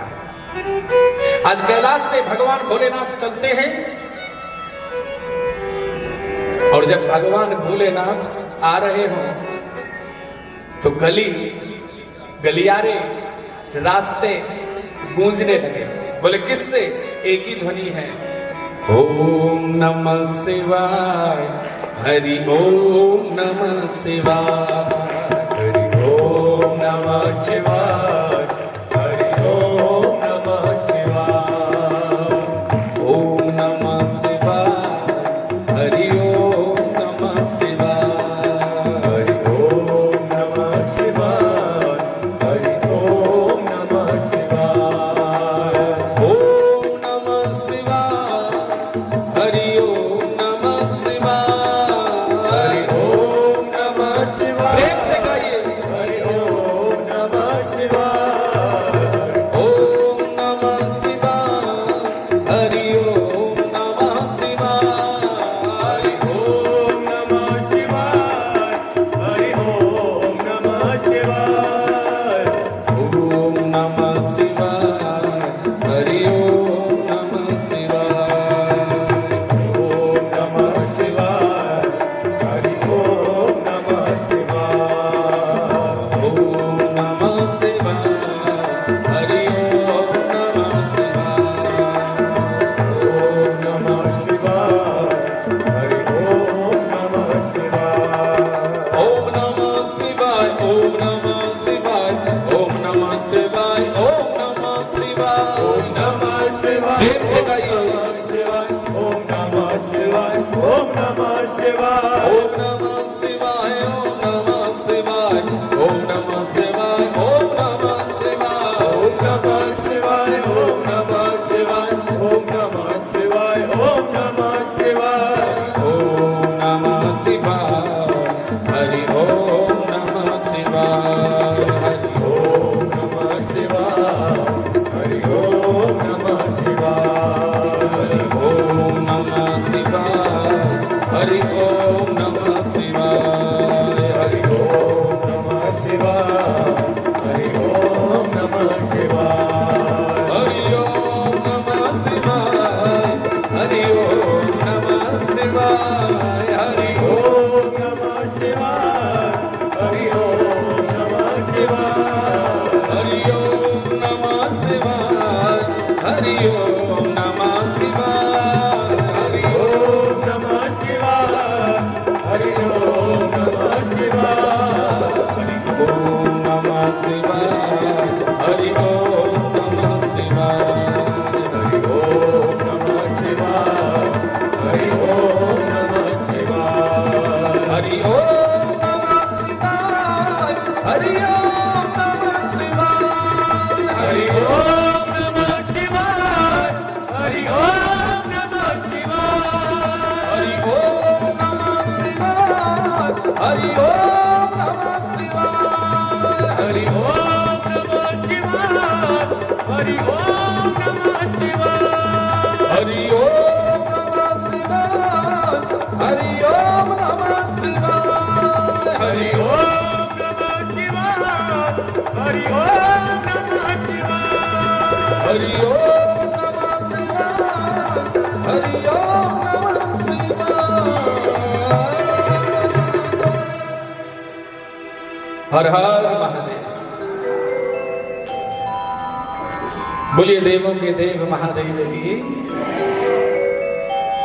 बड़ा आनंद है आज नंद भवन में भगवान भोलेनाथ का आगमन हुआ। दिल्ली पर घोष करने लगे हर हर महादेव। मां भवानी राधे राधे महर जो दौड़ करके आती हैं, देखा भेष तो देख के ही दंग रह गए। बोले ये कैसा अमंगलकारी कोई संत है, कोई जोगी है जिसका भेष ही इतना अमंगलकारी है। और वहां एक ही बात दिमाग में बैठी हुई है, बोले क्या कि जो इतना सुंदर रूप धारण करके आई और वो राक्षसी निकली, तो या को तो भेष ही इतना भयानक है, तो ये क्या निकलेगा। आज दिमाग में माता यशोदा के वो फीड हो गया है, वो सम गया है कि ये सब कंस के द्वारा भेजे जा रहे हैं मेरे लल्ला का वध करने के लिए। अलग जगा रहे हैं भोलेनाथ, हर हर महादेव, हर हर महादेव, हर हर महादेव। लेकिन माता यशोदा पे कोई असर होने वाला नहीं। माई बोली बता बाबा तो को क्या चाहिए। बोले माई अरे कछु नहीं चाहिए मैया, बोले तो आगमन कैसे भय? बोले तेरे लल्ला को दर्शन चाहिए। बोले यही कामनाएं होगो, जो तोकू चाहिए सो ले, आटो ले ले, दाल ले ले, चावल ले ले, रुपया ले ले, पैसा ले ले, हीरा ले ले, मोती ले ले, अरे तो जो चाहिए सो ले ले, लेकिन लाला को दर्शन नहीं करा। बाबा भोलेनाथ कहने लगे मां ये तो मेरे पास बहुत है, या के तो भंडार भरे पड़े। मौज फकीरा दे, फकीरा दे, फकीरा दे, राधे फकीरा दे, फकीरा दे, फकीरा दे, राधे फकीरा दे। वाह वाह रे, ओ वाह वाह रे, वाह वाह रे, मौज फकीरा दी, वाह वाह रे, मौज फकीरा दी, वाह वाह रे, मौज फकीरा दी, वाह वाह रे। मौज फकीरा दी। आप भगवान भोलेनाथ के आगमन से खुश नहीं है? अरे देवों के देव है महादेव, जिनका नाम है भोला, सबसे जल्दी प्रसन्न होने वाले हैं। और भक्त जो मांगे ना सोचते नहीं, जो मांगता है उसे दे देते हैं, चाहे वो उन्हीं के लिए भारी क्यों ना हो जाए। वरदान देते समय अगर कोई देव है जो विचार नहीं करता तो भोलेनाथ, जो भक्त के प्रेम में झूम जाता है और जो मांगे सो दे देता है। तो आप समर्पण करके भोलेनाथ जी के लिए ओ वाह वाह रे, वाह वाह रे, वाह वाह रे, मौज फकीरा दी, वाह वाह रे, मौज फकीरा दी, वाह रे, मौज फकीरा दी, वाह वाह रे, मौज फकीरा दी, वाह वाह रे, ओ वाह वाह रे, वाह वाह रे, ओ वाह वाह रे, वाह वाह रे, मौज फकीरा दी, वाह वाह रे, मौज फकीरा दी, वाह वाह रे, मौज फकीरा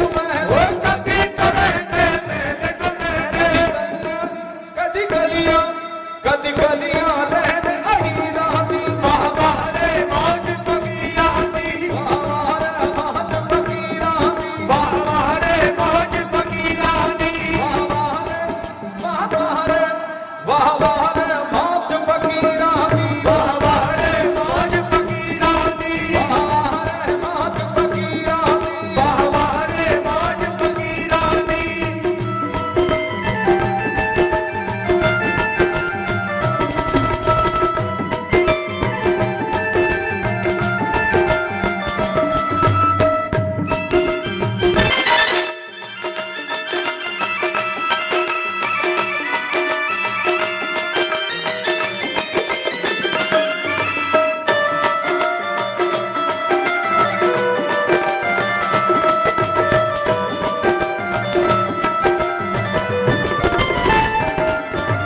कभी तो रहने अरे मांग मांग के टुकड़े खाते, मांग मांग के टुकड़े खाते, मांग मांग के टुकड़े खाते, मांग मांग के टुकड़े खाते, मांग मांग के टुकड़े खाते, ओ मांग मांग के टुकड़े खाते, मांग मांग के टुकड़े खाते। मांग मांग के टुकड़े खाते।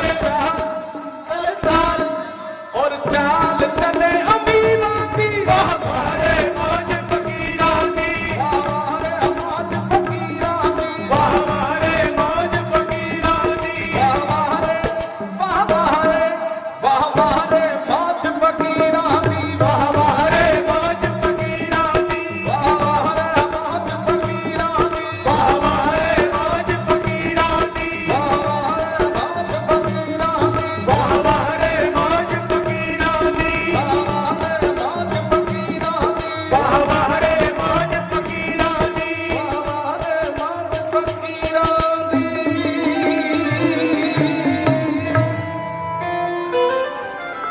बोलिए भक्तवत्सल भगवान की जय। जो भगवान नहीं करते वो फकीर कर देता है, जो मेरे ठाकुर नहीं करते वो उनका दासानुदास कर देता है, जो गोविंद नहीं करते वो उनको चाहने वाला कर देता है। इसलिए भक्तों से प्रेम करो, जीवन सफल हो जाएगा। प्रेम से बोलिए, कंजूसी से काम नहीं चलेगा, दिल खोल के बोलिए। आप जानते हैं आपसे राधे राधे क्यों बुलवाया जाता है? कि राधा रटे से व्याधा मिटे रे, तू राधा राधा बोल, तू राधा राधा बोल। और कृष्णा रटे से तृष्णा मिटे रे, तू कृष्णा कृष्णा बोल, तू कृष्णा कृष्णा बोल। श्री राधा रटे से व्याधा मिटे रे, श्री राधा राधा बोल, राधा राधा बोल। श्री राधा रटे से व्याधा मिटे रे, श्री राधा राधा बोल, राधा राधा बोल, राधा रटे से व्याधा मिटे रे, तू राधा राधा बोल रे, तू राधा राधा बोल, तू राधा राधा बोल। इसीलिए तो आपसे भगवान आपकी समस्त जीवन की जितनी भी व्याधियां हैं उनका हरण हो जाए। श्री राधे जो ऐसी कृपा कर दें कि आपके समस्त व्याधियों का हरण हो जाए। इसीलिए राधे राधे राधे बोला जाता है। हर शब्द का मायना होता है, ऐसे नहीं कि यूं ही बुलवा दिया। और आप जानते हैं कि जब राधे का नाम लिया जाए तो ऊपर को हाथ क्यों कराए जाते हैं, जरा करके बताइए। जय जय श्री राधे। जिसका जो भी इष्ट है वो जब अपने इष्ट को ऊपर की तरफ हाथ करके पुकारता है तो उसका इष्ट इतना दयालु होता है। ऊपर की तरफ हाथ करने का मतलब है कि ये समर्पित हो गया, मेरे प्रति समर्पण कर दिया, और जब हरि के समर्पित हो गए तो वो उसकी लाज रखता है। आपने देखा होगा नन्हा बच्चा होता है ना, छोटा बच्चा, अच्छा जब तक वो नहीं रोएगा तो माई घर का काम करती रहेगी, बोले या भी ये कर लो, या भी ये कर लो, या भी ये कर लो, अभी मेरे लाला जगो ना है। और जब देखा कि जग गए, बोले अब जल्दी जल्दी कर लो, और बोले कि अब कुन आने लगा, इसका मतलब क्या, थोड़ा रोने के लक्षण आने लगे, बोले अब और जल्दी कर लो, नहीं फिर रोमन लगे। लेकिन जब वो बच्चा वाह वाह वाह करके रोने लगता है तो याद रखना, जो नन्हा बच्चा होता है ना, वो जब रोता है, दिल से रोता है, जब उसे भूख सताती है तो आंखों से आंसू आते हैं, हाथ ऊपर होते हैं और वाह वाह वाह, तो माता घर का सारा काम छोड़ करके कि अब कोई काम नहीं करूंगी, अब मेरा बच्चा रो रहा है, तो सारे कामों को छोड़ करके लल्ला को आकर के गोद में ले लेती है। हम किसकी संतान हैं? उस परवरदिगार के। हमारा पिता, आप किसी भी धर्म को मानिए, आप किसी भी रास्ते में जाइए, लेकिन पिता सबका एक है। वो सब रास्ते हैं वहां तक जाने के लिए, चाहे कोई कृष्ण की पूजा को अपनाओ, चाहे राम की पूजा को अपनाओ, चाहे हनुमान जी को मानो, चाहे देवी को मानो, चाहे आप भगवान के भक्त जिन्हें हम भगवान के समान मानते हैं, ऐसे महापुरुषों को अपनाओ। रास्ते सबके वही जाने हैं, अब आपको जो पसंद है आप उसको अपनाओ।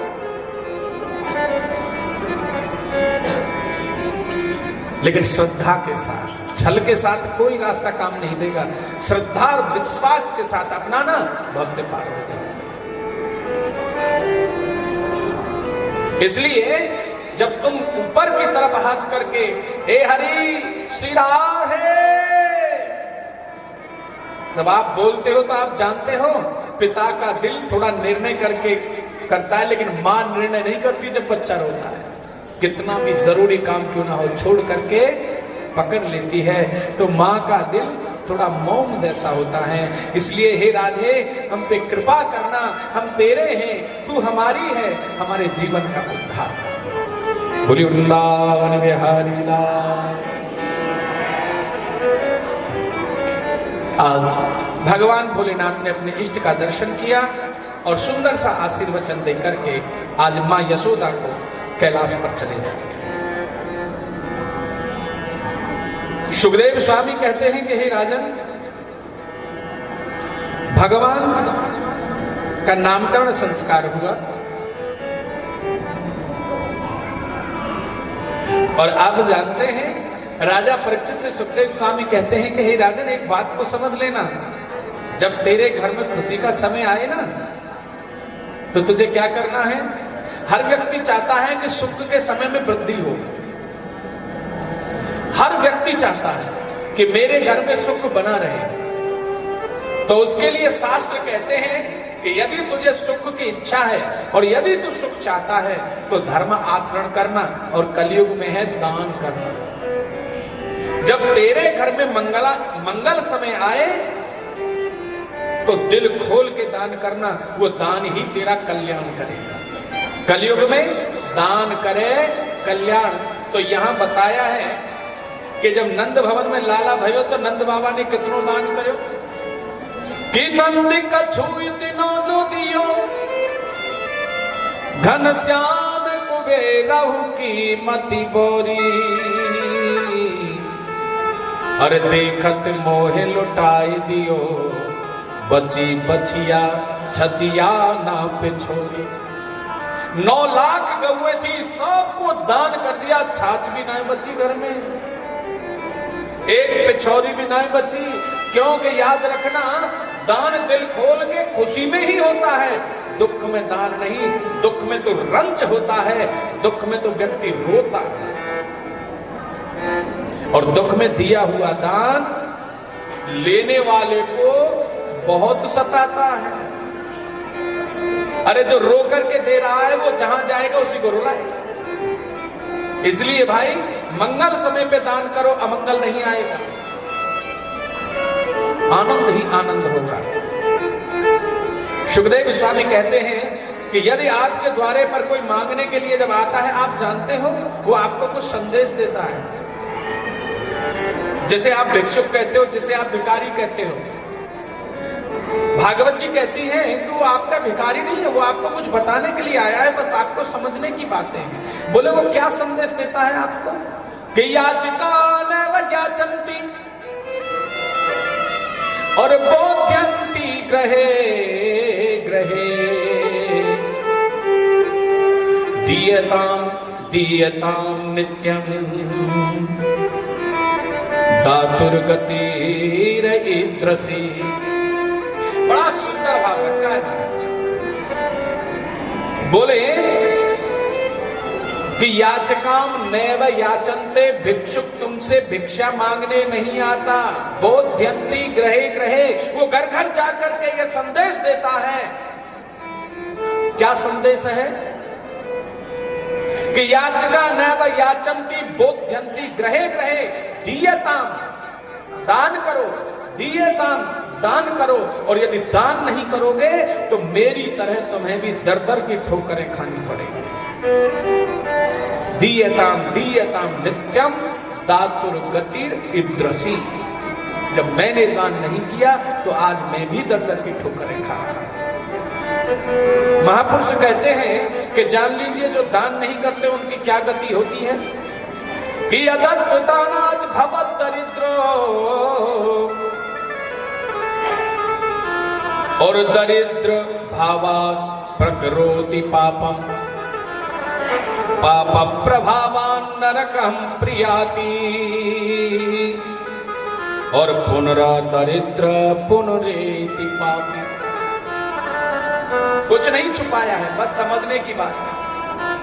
जो लोग दान नहीं करते, जो लोग सत्कर्म नहीं करते, उनकी कैसी गति होती है कि यदत् दानाच भवत् दरिद्रो, जो दान नहीं करते वो दरिद्र कुल में जन्म लेते हैं, और जो दरिद्र कुल में जन्म लेते हैं वो पाप कर्म करते हैं, और जो पाप कर्म करते हैं उनको नरक की योनि मिलती है, और जो नरक में जाते हैं वो कभी संपन्न कुल में नहीं आते। जब भी मनुष्य जीवन उन्हें मिलेगा तो दरिद्र कुल में ही आएंगे, फिर पाप करेंगे, फिर नरक में जाएंगे, उनका उद्धार नहीं होता। इसलिए विद्वान कहते हैं कि दान करना चाहिए, लेकिन दान किसको करना चाहिए ये भी समझ लो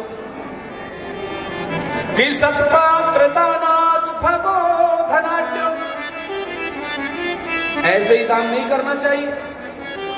आजकल दान करने वाले क्या है, पैसा तो बहुत है लोगों के पास, लेकिन आंखों से पट्टी बांध रखी है, जो आया उसी को दे दिया।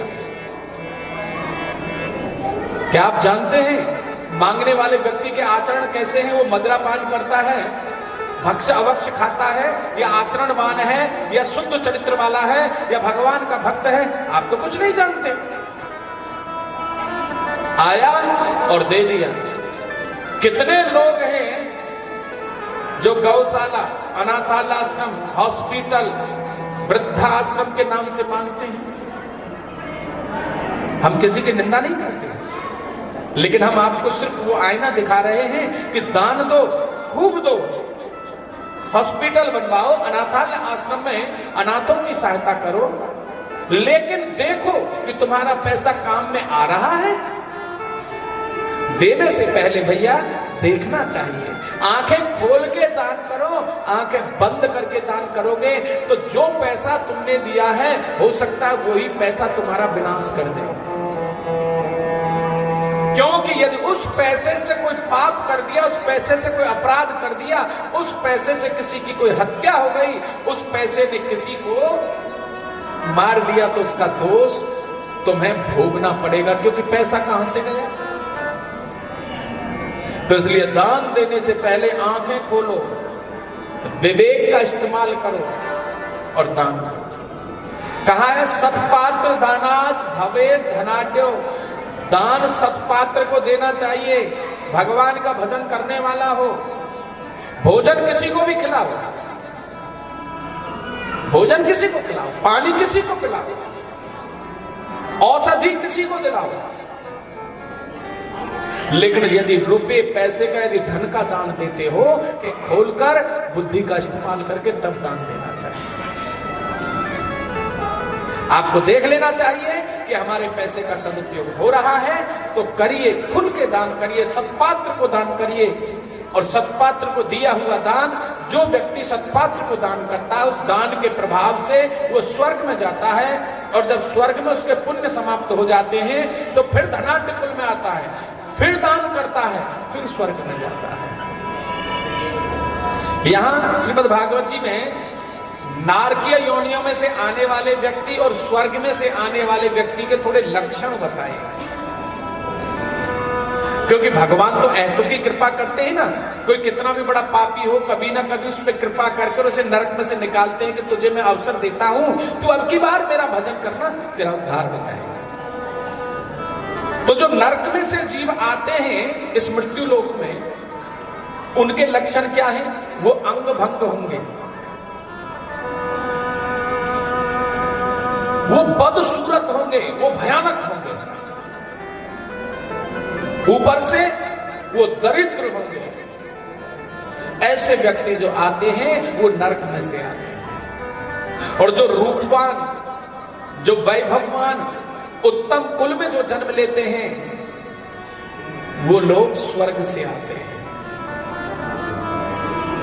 क्योंकि वैभव, उत्तम कुल और स्वरूप और गुण ये गोविंद की कृपा से पुण्य से प्राप्त होता है। ऐसे नहीं होता।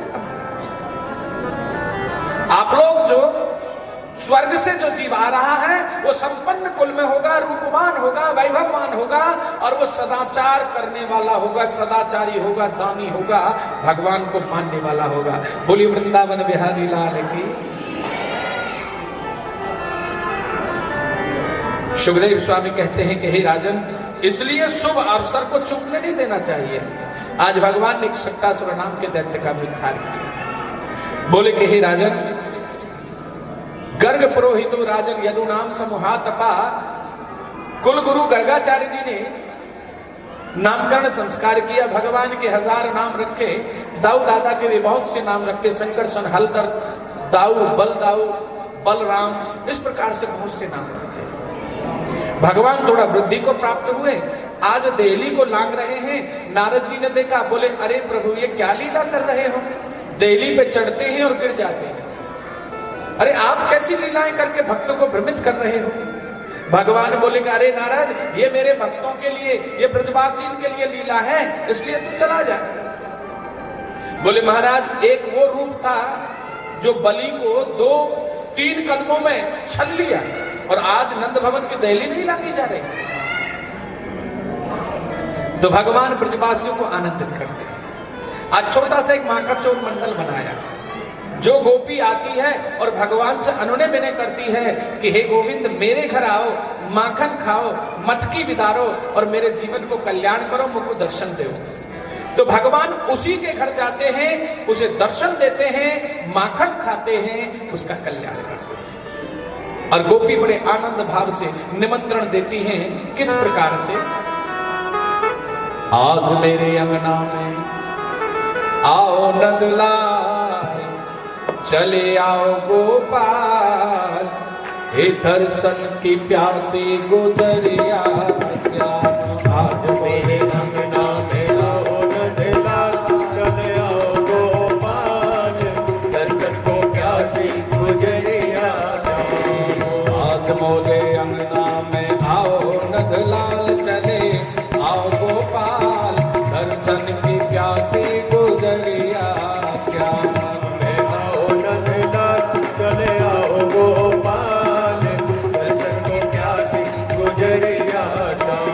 प्रेमी मेरे सांवरे को अपने अंगना में बुलाए वही बोले, आज मोरे अंगना में, आज मोरे अंगना में, आज मोरे अंगना में आओ नंदला, चले आओ गोपाल, दर्शन की प्यासी गुजरिया श्याम।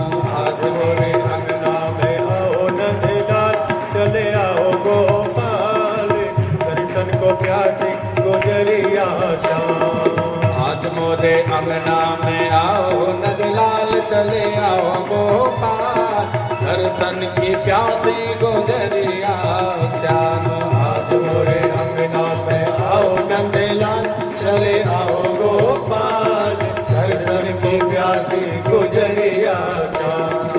अंगना में आओ मेरे माखन को खाओ, अंगना में आओ मेरे माखन को खाओ, हे अंगना में आओ मेरे माखन को खाओ, अंगना में आओ मेरे माखन को खाओ, ओ अंगना में आओ मेरे माखन को खाओ, अंगना में आओ मेरे माखन को खाओ। झूठी सांची बत्तियां बनाओ नंदलाल, चले आओ गोपाल, दर्शन की प्यासे गुजरिया श्याम। आज मोरे अंगना में आओ नंदलाल, चले आओ गोपाल, दर्शन की प्यासी गुजरिया श्याम। ओ दर्शन की प्यासे गुजरिया श्याम, दर्शन की प्यासी गुजरिया श्याम।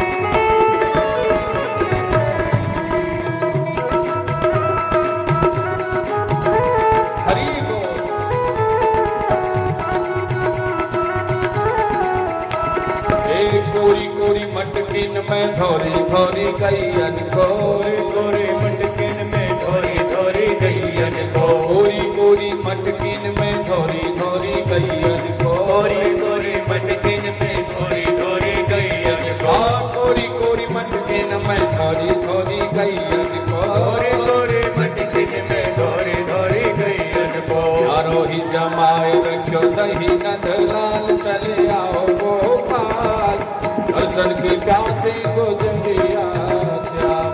आज मोरे अंगना में आओ नंदलाल, चले आओ गोपाल, दर्शन की प्यासी गुजरिया श्याम।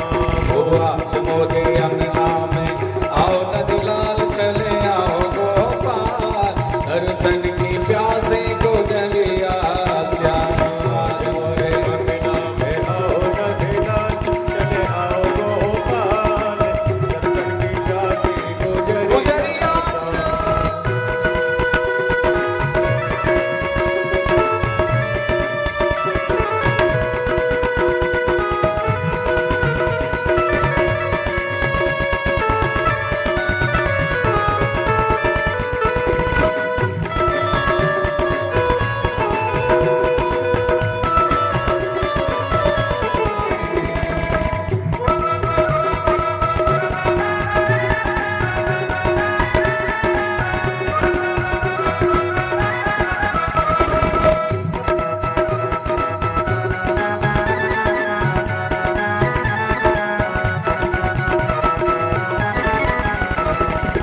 रैन नहीं सो में उठे भोरी बेलों में दही, नहीं सो में उठे भोरे बिलों में दही, रैन नहीं सो में उठे भोरी बेलों में दही, नहीं सो में उठे भोरे बिलों में दही। धामे और गाँव में तो ही को नंदलाल, तो ही को गोपाल, प्यासे गुजरिया श्यामा। आज मोरे अंगना में आओ नंदलाल, चले आओ गोपाल, दर्शन की प्यासी गुजरिया श्याम। ओ आज मोरे अंगना में आओ नंदलाल, चले आओ गोपाल, दर्शन की प्यासी गुजरिया श्याम। आज मोरे अंगना में आओ नंदलाल, चले आओ गोपाल, दर्शन की प्यासी गुजरिया श्याम। ओ आज मोरे अंगना में आओ नंदलाल, चले आओ गोपाल, दर्शन की प्यासी गुजरिया श्याम। बोली बांके बिहारी लाल की जय।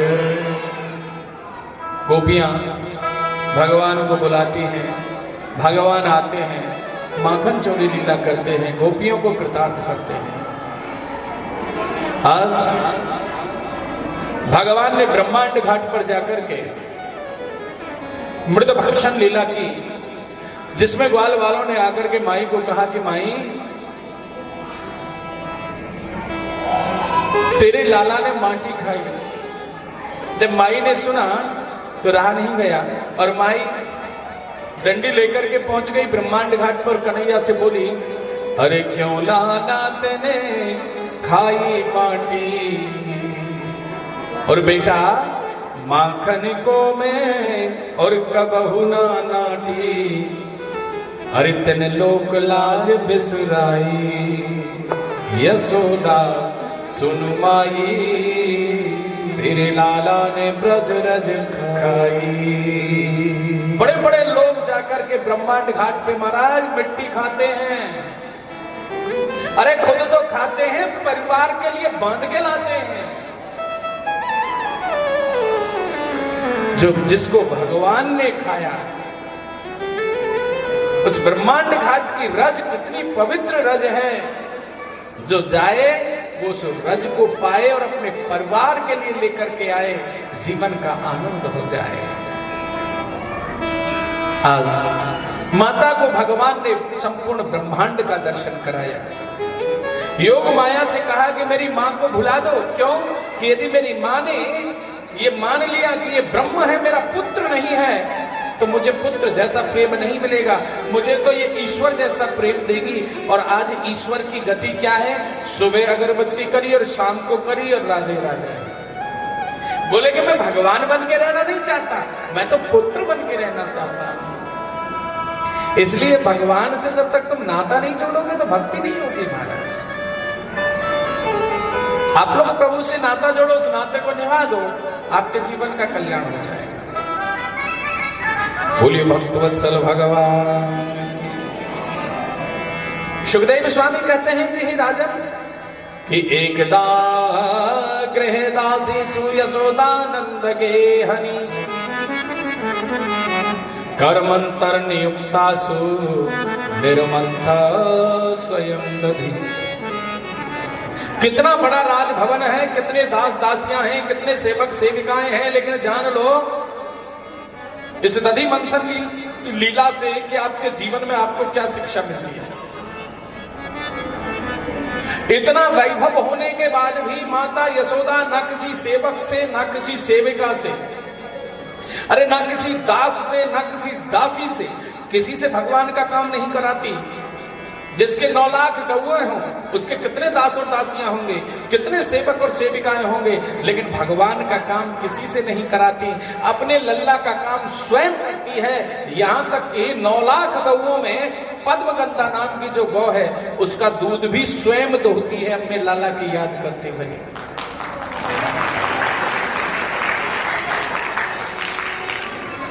और आप लोग कैसे, जरा अपनी तरफ भी देख लो। थोड़ा सा पैसा क्या आया कि तुम तो बोरा गए, थोड़ा सा धन क्या आया, थोड़ी सी तनख्वाह क्या मिलने लगी। अब तो महाराज 15 दिन के बच्चे को छोड़ करके ऑफिस पहुंच जाती है मेरी माता। आपने किसको महत्व दिया है? संतान को महत्व नहीं दिया आपने। वो एक महाराज उगाते हैं ना, पैसा पैसा, के लिए संतान को त्याग दिया, आज संतान पैसे के लिए माँ बाप को त्याग देती है। बोले बुढ़ापे में तेरी नौकरों से कराएगा, खुद तुझे पानी तक नहीं देगा, क्योंकि तूने भी पैसे को अहमियत दी और वो भी नौकरी नहीं छोड़ सकता। उसने भी पैसे को अहमियत दे करके और तेरे लिए, तेरे बुढ़ापे के लिए नौकर कर दिया। अब नौकर तुझे जल दे, भोजन दे, ना दे, समय पे दे या ना दे, वो नौकर जाने और तू तेरा भाग जाने।